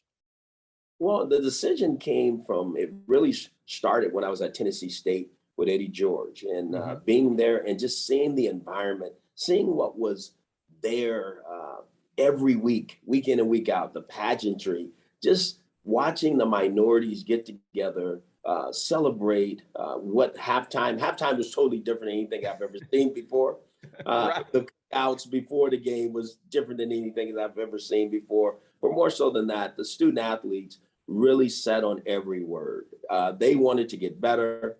We did everything we could to create an environment at Tennessee State. And that kind of got me hungry about, boy, what if I could really impact these guys from a head coach position? Obviously, the Grambling opportunity came up. President Rick Gallo, Dr. Trevian Scott, we had an opportunity to converse and talk about vision, talk about culture, talk about the things that we thought we wanted to build. And we were in alignment. And I sit here today at Grambling State University. Well, we are going to be Grambling fans all season long. And we say that lovingly because, Reverend Jackson, he was a star quarterback at North Carolina A&T. So, we are all A&T fans by default, but now we're going to all be Grambling fans as well.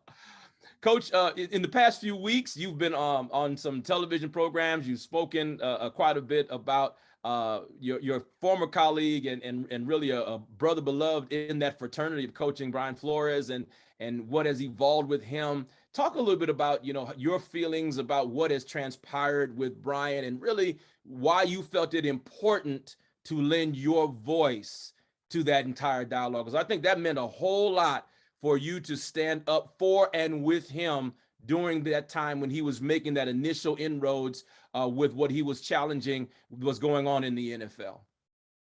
Well, I know firsthand how hard it is to stand out alone and make allege some things have happened to you and have people just shut you down because I did it. I came out and tried to present some things that I have been through, and people said, hey, your record, he's just talking, and I had nobody to really support me. And when I seen Brian step out and say, hey, look, this is what happened to me.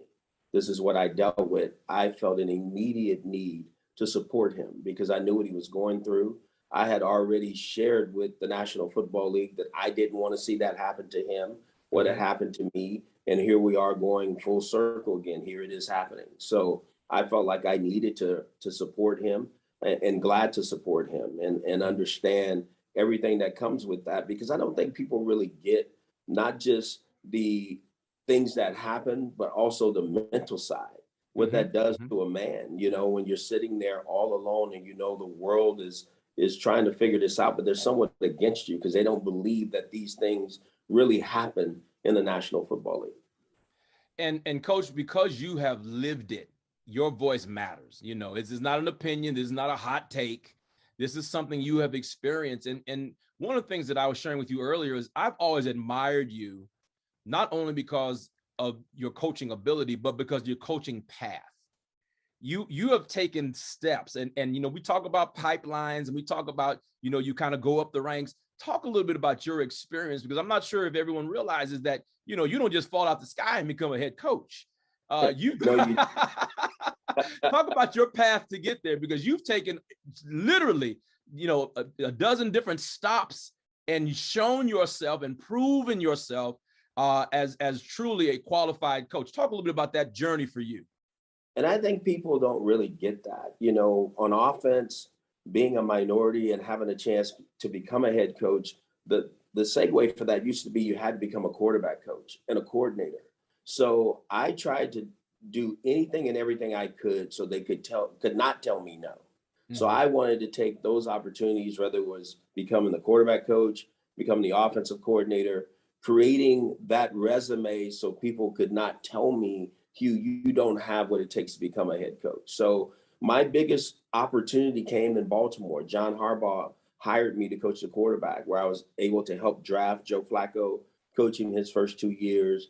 That kind of set a path for me. I went to the Oakland Raiders, worked for Al Davis. I was his last head coach. I was his coordinator first, became his head coach. He passed in my only season there as a head coach. And what was really interesting to me is I had to start over. So we were an 8-8 football team with a top 10 offensive football team. And I had to truly start over. And Marvin Lewis and the Cincinnati Bengals threw me a lifeline and let me come back to Cincinnati and coach on defense. I had to go coach defense, and I coached the secondary, helped with special teams, worked my way back on offense, became a running back coach again. That's kind of unheard of, first of all, to be fired at 8, then to have to go from offense, coach on defense, okay? And that wasn't my specialty at all. And then work your way back up. And I started back as low as you could go. I started as a running back coach, worked my way back up to offensive coordinator, became the offensive coach of the year, Pro Football Writers Offensive Coach of the Year in 2015, and then got the opportunity at Cleveland. As you look back, one of the things that you mentioned was the lifeline.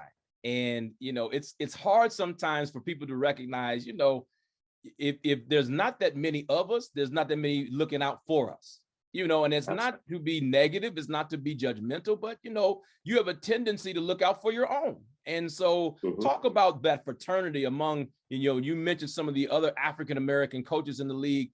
How are those relationships and how much do you all value? I've talked with many of them over the years, but I know the closeness that you all have and how, you all look out for each other, the Leslie Frazier's and even Coach Dungy, even though he's retired. I mean, that whole fraternity of African-American coaches, Lovie Smith, and just talk about how much that means for you all to have each other when there's so few, and yet you know that you're worthy of these positions and these opportunities. Well, we have to, and you just said it. I mean, we know that we're worthy. We know we deserve the opportunities, but if we don't look out for each other, it's not gonna sometimes happen for you. And I'm talking about just having a job. We're not talking about becoming coaches or coordinator. We're just talking about being in the league and having a chance to stay there. So this has been a 101-year history of the National Football League, and there's only been 20 minority head coaches. And I'm only saying 20 because Lovey's doing it again. He's doing it a second time, and he's doing it at Houston. And that's got to tell everybody something. And part of my going back and coaching here at Grambling, because you asked that question earlier, is some of the greatest football players in the history of the National Football League came out of HBCUs. When you think Grambling State University, we've had 4 Hall of Famers that were some of the best players in the history of the league. So to come back and understand the tradition and history, as you mentioned, because there were some great players here, I want to impact this university that way. And my thought is, who's going to be the next Hall of Famer that comes out of Grambling? But also, boy, the culture here is a little bit different. There's more minority coaches that you get to mentor and tutor in this environment. And that doesn't mean that there can't be any white coaches on your staff, but your staff is made up of many men that look like the players that you're coaching. And that's just the way it is. And I think that's great. I think that's a great opportunity for young African-American coaches who have aspirations of being head coach to come into this league, show your worth, and get a chance to keep moving forward.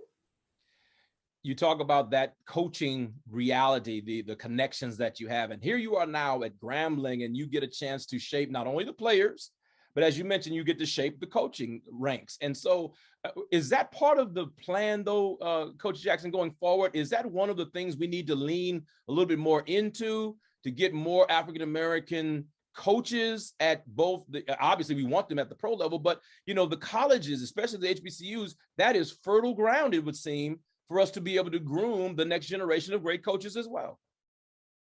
You just said it. I think it is fertile ground. Here is what I really believe the National Football League has told minority men who have aspirations of being head coaches. We're not interested in you right now. Because if we were, there would be more. And so my challenge is, want some of these men come over to the HBCUs, help create this environment, help bring more eyes to the HBCU environment, and watch you be what you know you can be as a great leader, a great teacher, a great mentor for these young men, because it's still football, and it's football at a high level. And I know that people feels like the eyes aren't over here, but they are. And I think people are starting to watch HBCU football on a whole different light. I think Deion Sanders has done a great job. He's created the right environment. And I think George will, I think I will. And I think there's already some tremendous coaches in this conference. And we just got to make sure that we build those coaches up too, because they deserve other opportunities as well. You know, the number that's often thrown out is that 70% of the NFL players are African-American. And it's been around that number for quite some time.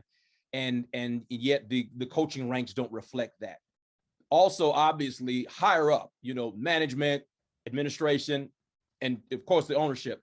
Where can we begin to also invest our energy in getting more African Americans involved in the world of sports, Coach? You know, I mean, there are a lot of other places, because you spend time as a coach. You know, people think all you do is, you know, stand on the sideline with your headset on and you know, run plays, but you're dealing with, you know, the administration, and you're dealing with, I mean, both NFL and when you're in the college ranks, you're dealing with a lot of people in management and PR and communications, and, you know, you've got the travel people, and I mean, they're just literally dozens of jobs that people don't realize that we need to, you know, step up our game a little bit. Talk a little bit about those experiences, because you see it all the time, and because there are a lot of places that we can still have a lot of influence as African Americans in sports. You said it. The most influential positions that we need to get into is the decision-making positions. And that's where we have a lack of representation. We don't have Black owners in the National Football League. We don't have there's more Black GMs now. And I think that's what the National Football League is doing. People got to subtly watch, but those minority GMs, they're hiring Caucasian coaches. They're not hiring guys that look like them. So, and some of them have already hired, talking about the coaches hired before the GM gets there. So I just think until we really, on all levels, as you just said, whether it's in college, National Football League, or even just in life, until we can get to the real decision-making positions to have influence on who we can hire and honestly get a chance to hire who we think is qualified, will it change? And that's what my disappointment is, because I don't think people get that. When is change going to come? It won't come unless first we go back and dig through the history of the past and understand it was wrong from the beginning. Because we think right don't mean it's the right thing to do. Everybody's doing what's normal. Everybody keeps doing what is normal. That don't mean people are doing what is right. And I think that needs to happen. Again, going back to the numbers reflected on players on the field, African-American players on the field, talk about how you identify with players. You know, obviously different teams, different roles that you've had, but just talk about the value of you being able to identify with that young Black kid from the hood, that young man who grew up in a single parent household or grew up poor, or even, you know, maybe they were even better off, but just, you know, they listen to different music, they have different style, they do their hair, you know, talk about the whole culture and how valuable you are. Because I don't think people realize that you're not just a coach, you're a father figure, mentor, role, you know, talk about how you influence our young men, pro or college, because you understand where they come from. You just said it. I think people get so offended sometimes because of the music that a young man watches, or the way his hair, the way he wears his hair, or even to the way he wears his clothes. Now, I want to influence those things and make them better, but I also get it. I understand the culture. I understand the history that's behind it. I understand where their mom and dad came from. So I'm best to understand the kid. And that being said, it's the same way with our Caucasian players, because that's right. That's right. At a high level. So they might have come from Beverly Hills, but that's okay, because I can navigate that as well with them. I can have those conversations, because you have to as a leader.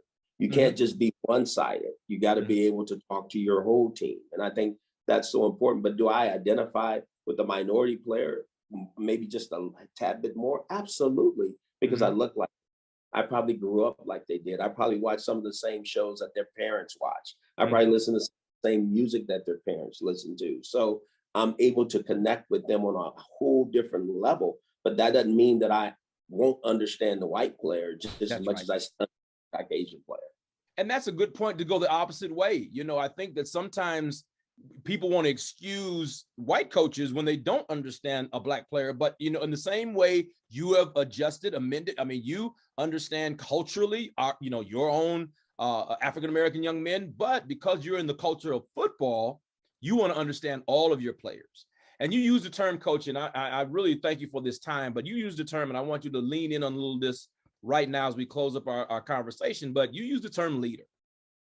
And I think that what you have shown all your career is great leadership. You have been a strong leader.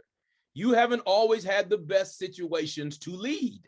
You have, I mean, you know, anyone who knows football, anyone who has watched the NFL in particular knows that you haven't always been in the ideal situation or a good situation even, or had all of the tools, but you as a leader have always had great impact. Talk about how you view Hugh Jackson, how you see your assignment as a leader, because truly that's what we see when we really pay attention to you, Coach. We see more than a coach, we see a leader. Well, thank you so much. I think leadership is kind of unflinching. And I think people, when they think of leadership, when you have it, you better really, truly give into it, because it's not everywhere. Everybody can't lead from a high level, but it's truly getting people to follow a common goal as a group of men or women to achieve something special. And they have to respect the leader. They have to expect the character of the leader. They have to understand that the leader is doing everything he can to put them in a situation where they can be successful. The leader, as you lead, I've learned this so much because it just showed itself. You're part of the group, but you're above the group. Mm-hmm. Because you can never be seen as just being in the group, because then leadership doesn't exist. They have to know that you have a way about you, you have a strategy about you, you have a beat of your own self, how you go about your business that's consistent, is fair, and is transparent. And that's what great leadership is. Well, Coach, you have been an awesome leader for a long time, different levels, different teams, different scenarios, different cities. And I want to thank you for standing up and being in this conversation, even today, as we look to try to make a difference with the NFL, open up more coaching opportunities. What would the final word that you would want us as a community, because here we are with Rainbow Push, Reverend Jackson, and my role to help advocate for sports and open opportunities and speak to whoever, sometimes it's communities, sometimes it's companies, sometimes it's teams, sometimes it's individuals. What is our role today to try to help make sure that we move the needle forward and have more opportunities and more coaches hired, more people involved? What are the things that we need to do? What's our assignment, Coach? I think your assignment is clearly to affect change, but the only way to affect change is to understand truly what we're dealing with. And until we truly understand what change, what dynamics are, because a lot of people, you know, I think we all know change happens in private and people talk about everything in public. What can we do behind closed doors to really pull this onion back and find out what is the real reason why we do not have these leadership positions, and be very transparent? And I think sometimes those are hard conversations, but until we have those deep digging conversations, I truly believe that things will not change.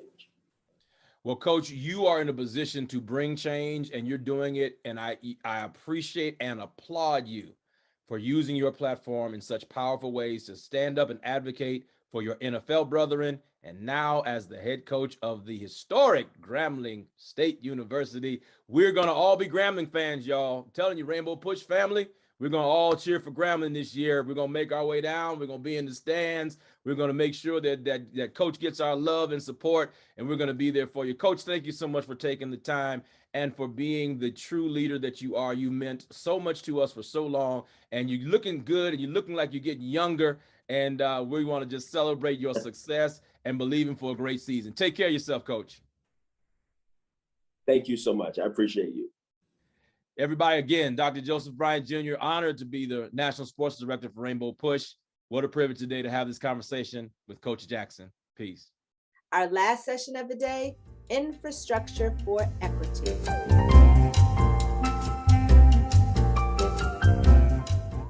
Hello, and what an honor to be here for the 25th anniversary of this incredible journey that our Reverend Jesse Jackson has had. And it is a great honor for me personally to talk about this particular topic, which is infrastructure for equity. My name is Clayton Banks. I'm the CEO of Silicon Harlem. And one of the impacts that actually impacts connectivity is infrastructure. And nothing's been more of an example of that than this COVID pandemic that we had. And it's a great pleasure of mine, one of my dear friends is going to join us, me and Peter Norton together, to talk about infrastructure for equity. And Peter Norton is absolutely one of the great minds around infrastructure, around transportation. He has this ability to link technology with humanity. And so you're going to really benefit a lot from this conversation, not only on what's happening now, but you're going to learn a lot about the historical nature of infrastructure on this call and on this meeting. So again, I'm very proud to be here. By the way, I have a sister named Roxanne, and her birthday is October 8th. Peter Norton's birthday is on October 8th, and Jesse Jackson is on October 8th. So all three people that I love a lot. So I'm so happy to be doing this. So Peter, I just gave a brief description of you, but if you would like to say some opening remarks for yourself, and we'll get into the topic in and of itself. It's just going to be you and I. So go ahead, Peter, and introduce yourself to everyone. Well, first, what an honor to be in your company, Clayton Banks, again. You make things happen, and I just study them and write about them, but you actually build these connections that we all need and that I hope we can get. I'm a historian, but I feel like that's what you have to be to understand the present, because everything around us is the product of history. Everything around us is the legacy, for better or for worse, that we inherited from the past. And we won't get it right until we understand where it came from. And then maybe we have a chance of getting it moving in the direction we want it to go in. I'm a professor at the University of Virginia, and I write about transportation and human mobility and its significance for people. It's just a thrill to be with you on this very special event. Well, let's talk about what you began with, which is history. So I would love to hear from your perspective. I certainly have some ideas around it, but you're the one who studied this much more than I have. Just historically, how would you sort of define our, maybe just the United States, maybe around the world, how infrastructure has been designed in a way that has, taken into consideration of everyone or not? What happens when someone puts in a new highway? What happens when a new bridge comes? Like, what are the historical things you have found that we could utilize today as an influence? So when I said that everything around us is inherited from the past, it's the legacy of a past. It's the legacy in this country of a past that was explicitly exclusionary. Exclusion was encoded into our Constitution in this country. Exclusion is, maybe the single most consistent word to define our whole history. It's a history of exclusion with struggle to get gradual inclusion. Now, when you have infrastructure to deal with, and infrastructure typically lasts for decades, sometimes a century or more, then that infrastructure is inherited from an era when the exclusion was even greater than it is today.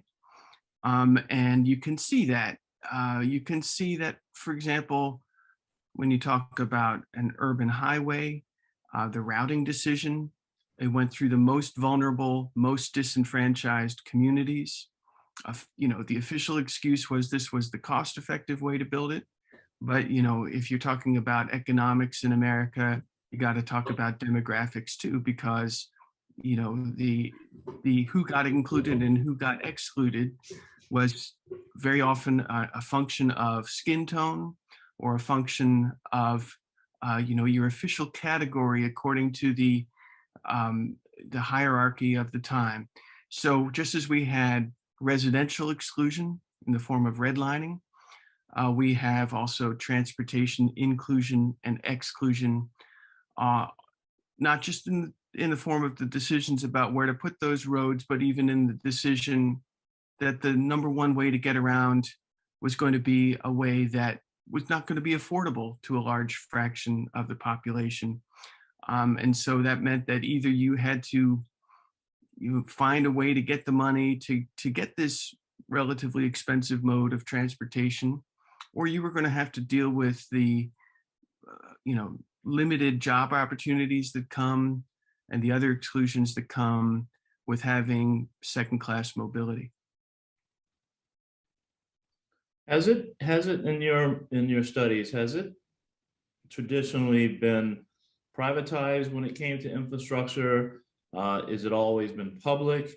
When we look at infrastructure, is it private, public together that we have infrastructure? I'm curious, just historically, what that has been and how that will again, as we're tying this back to or forward actually towards our future. So give me your understanding of that historical nature. Well, I think you make an extremely important distinction between the public and the private. Now, of course, we know the private sector does things extremely well, efficiently. They're competing to satisfy people. They don't stay in business if they don't. And all these are good reasons to recognize that the private sector has a lot to offer us. And, you know, we're smart to take advantage of that fact. But then there are other ways in which the private sector, you know, can't deliver everything we need, because of the fact that there are people who are not going to be great sources of profit because their budgets are limited, but they're full citizens in every sense of the word, and therefore deserve full access. You know, everybody needs a connection is the best way to put it. And if everybody needs a connection, that means you can't just say, well, only connections that will help our corporation get a better return on investment this quarter. That means everyone needs a connection. So there's a basic level to which everyone must be included. If you want the luxury level, you can go to the private sector for that. If you want more than what's necessary, you can go to the private sector for that. But if you want everyday needs, whether it's a digital connection or a physical connection in terms of ordinary day-to-day mobility, then we need a public sector that makes that happen. A good illustration of that is what happened to our streets. So, you know, we like to think of American history as a progress story. In a lot of ways it is. Things have generally improved in a lot of ways. But it's not that simple, because city streets were treated like public spaces a century ago. And that gave an advantage to people who weren't necessarily going to operate in expensive infrastructure. By that, I mean that, for example, the streetcar was going to give you 5 cents service for everywhere. And that was because the street was supposed to be a public service available to all and not exclusionary to anyone. And so that 5 cent fare to go anywhere in the city was a principle we had. But you don't find that principle reflected today, particularly in American cities where the public transportation isn't too good, which means most of them, where, for example, an Uber will set you back, you know, a lot more than 5 cents, even adjusted for inflation. And that has to do with the fact that a lot of people interested in making money off of transport tried to expand the private sphere into the public sphere, such that they could then turn that into a profit-making opportunity. And at the same time, that limited the choices of other people, because when you turn the streets over to for-profit enterprises without protecting public access, we tend to lose public access. My goodness. For everyone who's listening and watching this particular panel, I hope you're listening, because I mean, this is an amazing a bunch of information, and I'm always impressed, Peter, when you are reflecting on that history. Talk about there's a phrase that we say in a lot of our dense cities, or just the country, where we'll say the phrase, you know, these are people on the other side of the tracks. What does that mean to you? All right, we know what it means in our world. In terms of like, it sounds somebody's got more than we do in some ways. So, but what does that mean, and how is that tied directly to infrastructure? Absolutely. In fact, you know, the expression itself invokes infrastructure. It's a 19th century expression. So the 19th century version of the urban highway was the urban railway. So now it's, you know, we haven't updated it, but we could say the other side of the expressway. You know, urban expressways, this is no secret, were routed in such a way as to reinforce social exclusion, to reinforce racial injustice. I mean, they typically the planning was done in such a way that they could say, well, this is the cost benefit analysis, this is how it works out. But when you do that in a society that's essentially institutionalized exclusion, then that's what you end up with.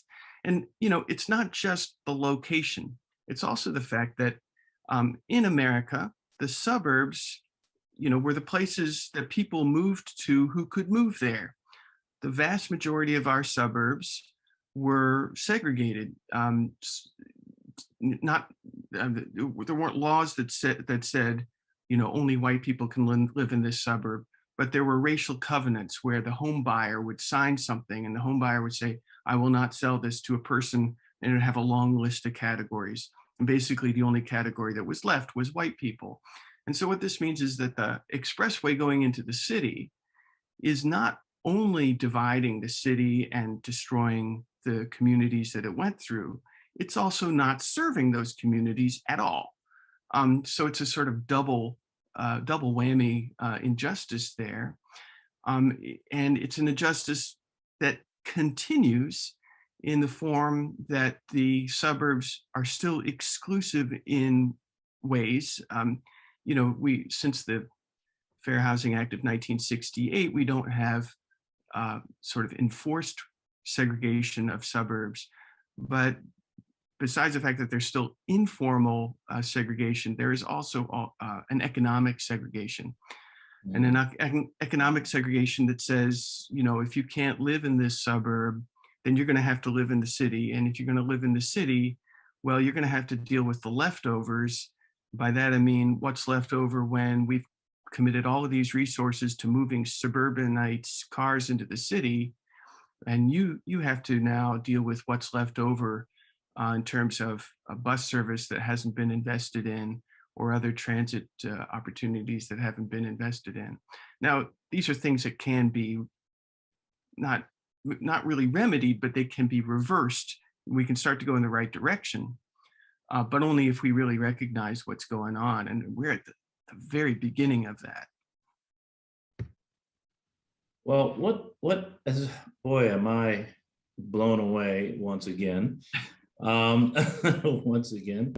And we're going to talk a little bit more about some of the things where people can read up on some of these things.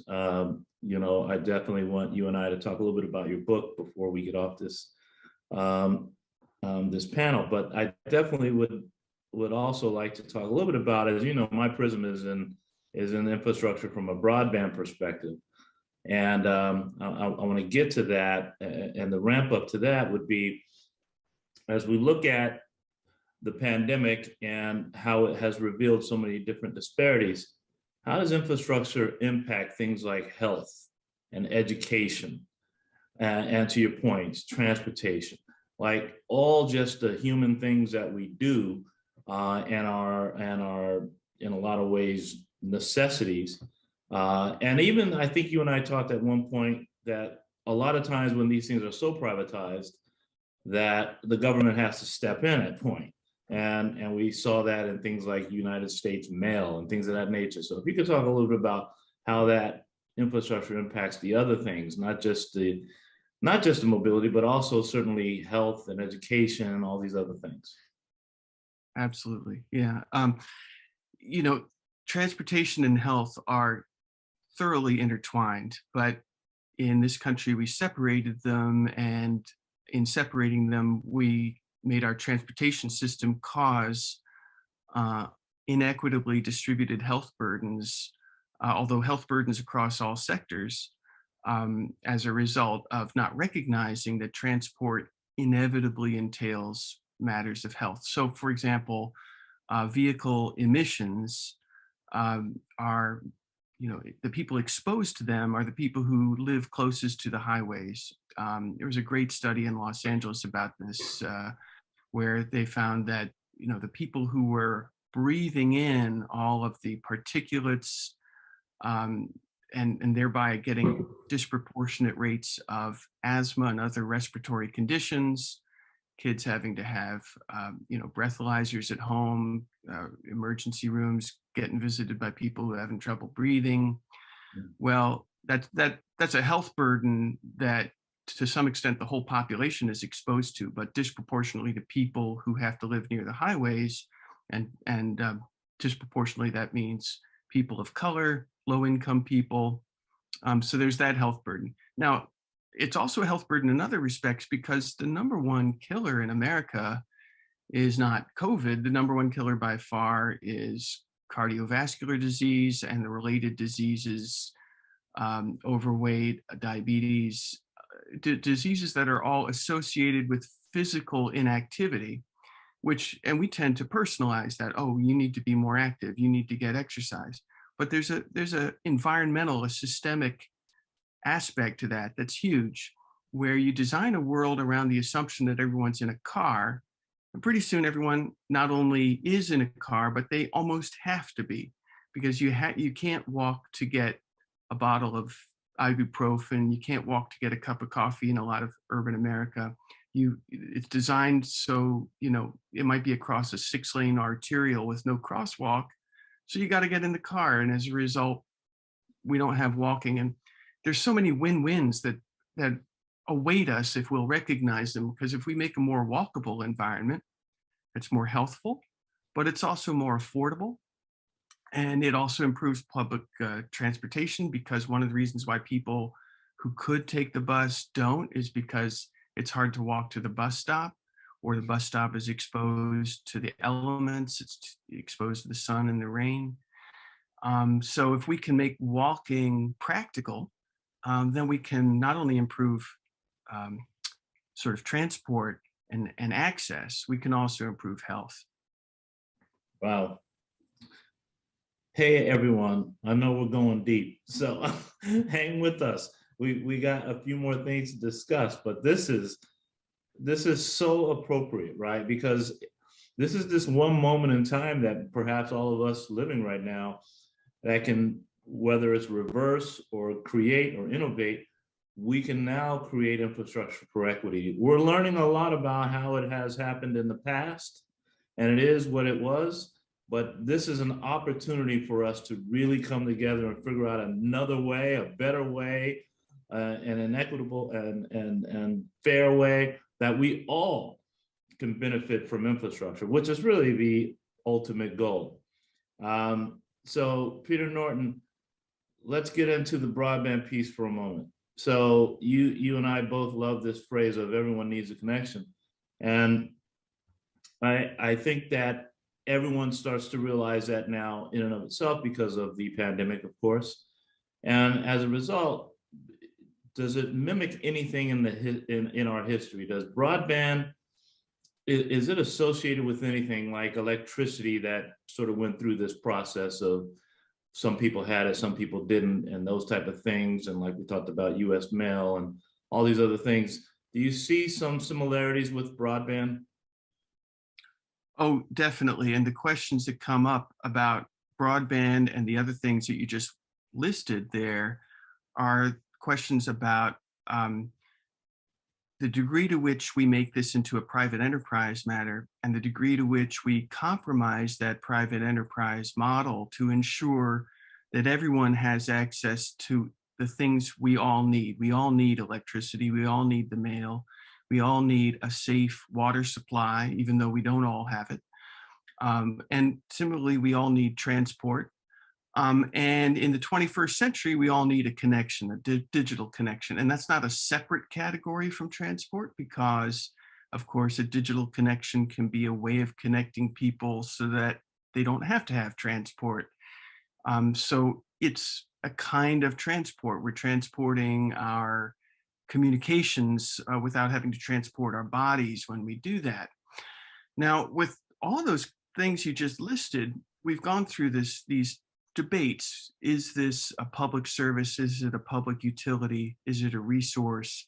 Or is it a commodity to sell to people? Now, with water supply, the courts decided long ago, this is a public utility. If you want to pay extra to have a truck deliver, big bottles of water to your home that you can put on a dispenser, you can pay for that. But that is not an alternative to making sure that everybody has safe drinking water at home. And if that's the model we applied to water, we can apply that also to other models, to other utilities. That includes transport, and that includes a broadband connection. The US mail is a great example, by the way, because this country decided a long time ago in the 19th century that a first-class postage on your envelope is your access to any address in America, even if that address, even if the post office has to send out an extra truck to reach your backcountry home, that first-class postage stamp is all you're going to need. And that was a commitment to ensuring that everybody has the essential service of the mail. Now, in the 21st century, we're much more likely to need the equivalent of the mail in something digital that we get over the internet. And so that principle that applied to the US mail applies by extension to digital connections, because digital connections can be a substitute for a transport-enabled physical connection. That means we're really talking about one continuity of things. This doesn't mean the private sector has no job to do. The private sector excels at the special services that are not necessities for everybody. If you need to ship a package overnight, FedEx or UPS or whatever can do that for you. It's not part of the public sector, and that's fine because you still have the mail, you still have the post office for your real practical needs. I think we need that model in the digital sphere, in digital connectivity, and in transport as well. Well, I couldn't agree more to that. And I'm gonna push forward here with our conversation as we start to wind down here. But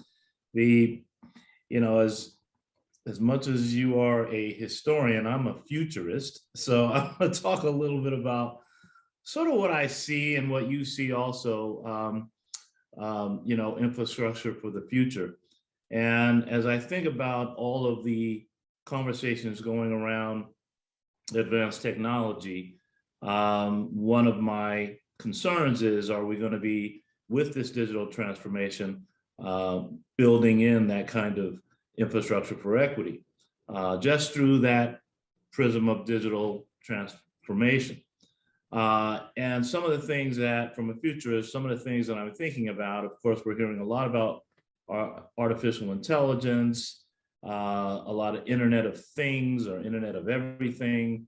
You and I talked about Internet of People is really the right way to talk about these things. But we're talking about driverless vehicles. We're talking about an aerial transportation that's localized like cabs. I mean, there's all types of really interesting ideas, and haven't even got into what I'll talk about the next time Rainbow Coalition invites you and I back, talking about space technology. So all of this has an impact on the way we treat our infrastructure and how accommodating we'll be and open to making sure that these new technologies that are going to be driving our cities and states and countries well into the future, that it it creates people to come together versus creating, some sort of poor way of all of us navigating this world. So if you're hearing and getting a little bit about what I'm saying, Peter, just whatever you want to say to what I'm saying, and then we'll start talking about, wrapping this stuff up.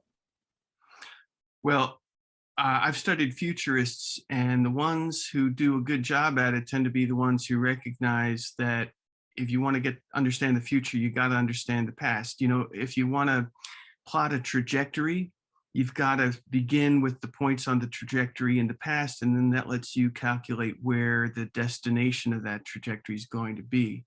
And I know you recognize that because I checked out an app you developed years back that lets people see, the history of where they are, and you've consistently shown a recognition that getting the future right begins with getting the past right.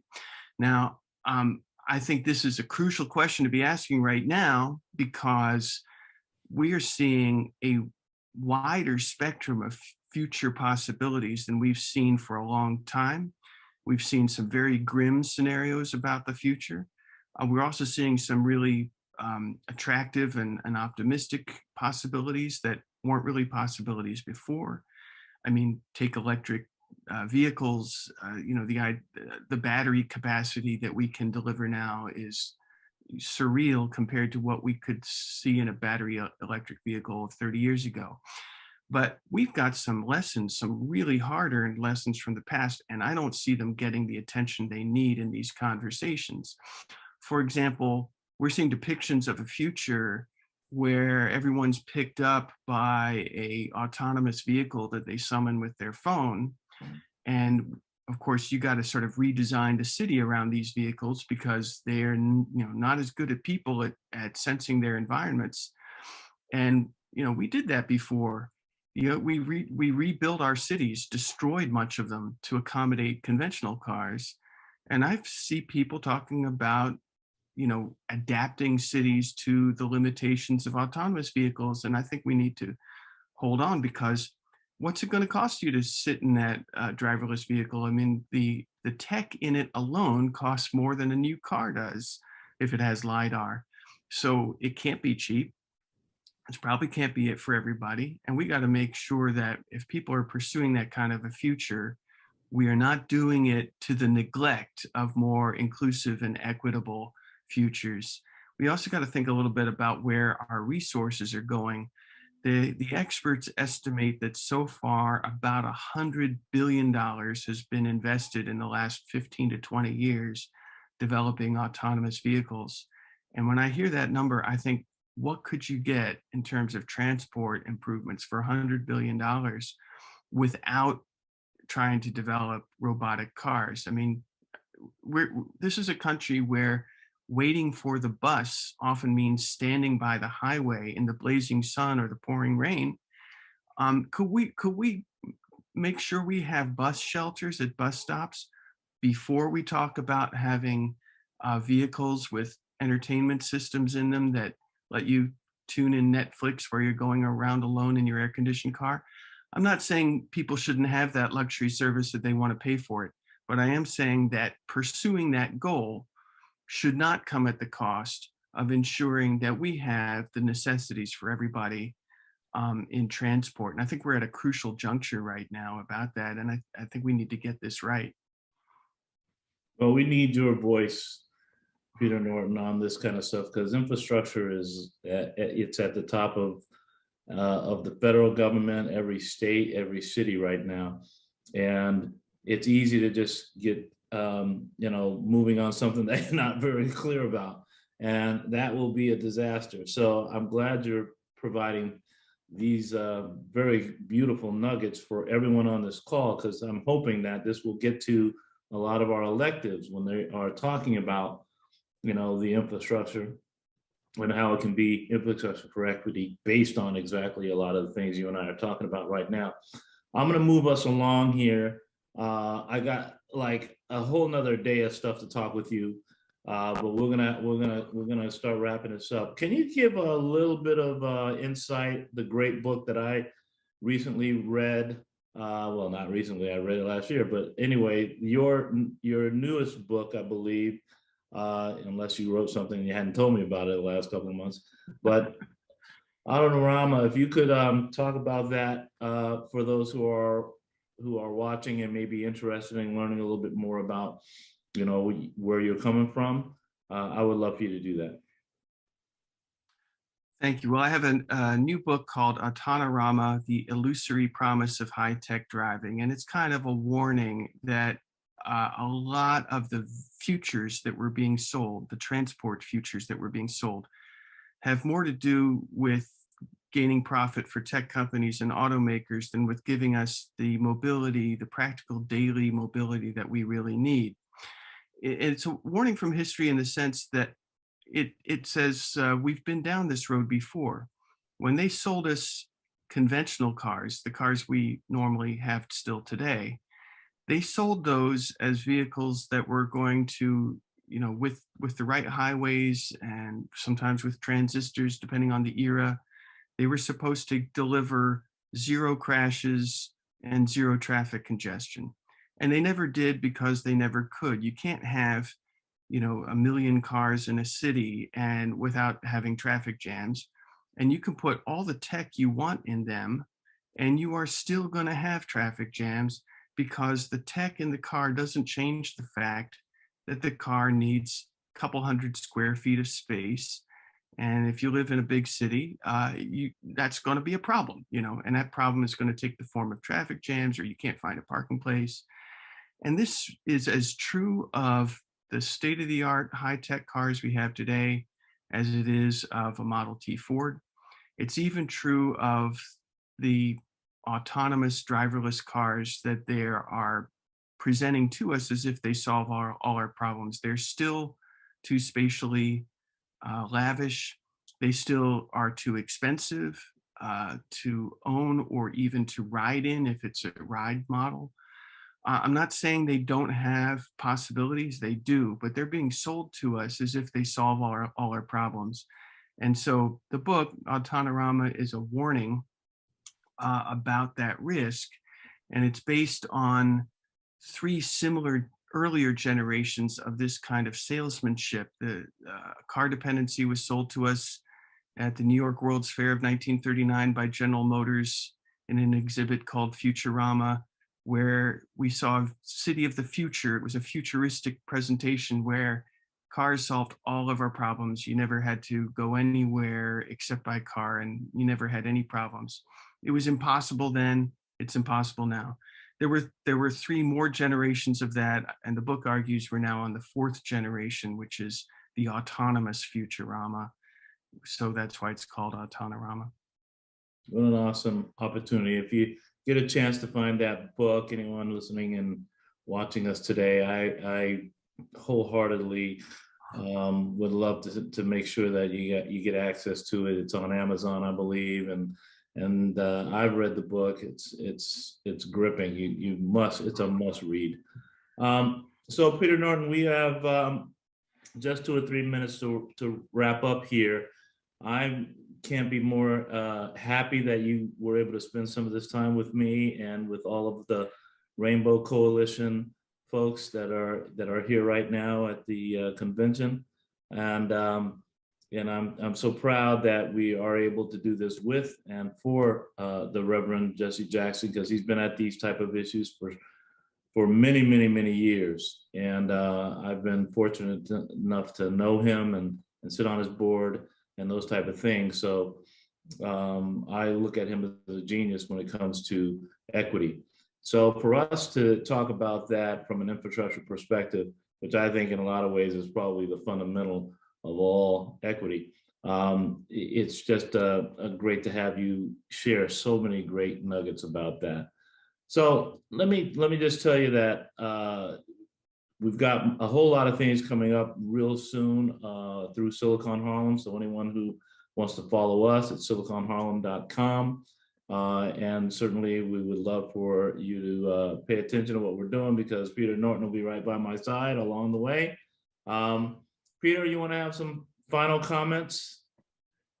Well, I can't begin to say what an honor and a privilege it is to be in any way associated with this event. I've been paying attention to Jesse Jackson, to Reverend Jackson since I was a kid. As a white kid from the suburbs, he opened my eyes up to things that I wasn't getting to hear about as much as I needed to. So he's been a part of my classrooms. I teach history. My students learn about PUSH. They learn about Operation Breadbasket. They learn about the movement and all of its many manifestations. I had the great privilege to be a teaching assistant for Julian Bond in college, and now to be connected in this way with Reverend Jackson, who I saw speak about 30 years ago, the one time I got to see him, is just such a great privilege. And so, I'm delighted to be here. Well, thank you. This topic of infrastructure equity is vital for all of us, and your expertise on it will not be forgotten, and we hope to continue to build upon it. For everyone who's watching and listening, be in touch with us. We will continue to have this conversation throughout the year and beyond. One of the areas we want to really focus on is making sure that whatever policies that are starting to come out with this new, thirst for infrastructure build, we want to make sure that all of our voices come to that table, because one of the things you find when infrastructure is built without that, you find the divides. So if we can put more voices to that table, we can definitely at least have a better opportunity to ensure that infrastructure is in fact for equity. Thank you for all joining with us. We really were excited to have this conversation. Congratulations to the Rainbow Coalition, to Reverend Jesse Jackson, your 25th anniversary, very honored. And we look to do it again. Take care, everyone. Thank you for attending our virtual program today. We appreciate your continued support. Get informed, get inspired, get involved. Becoming a member of the Rainbow Push Coalition goes a long way in supporting the work of the organization. Become a member by visiting www.rainbowpush.org/join. As always, we want to thank our wonderful sponsors.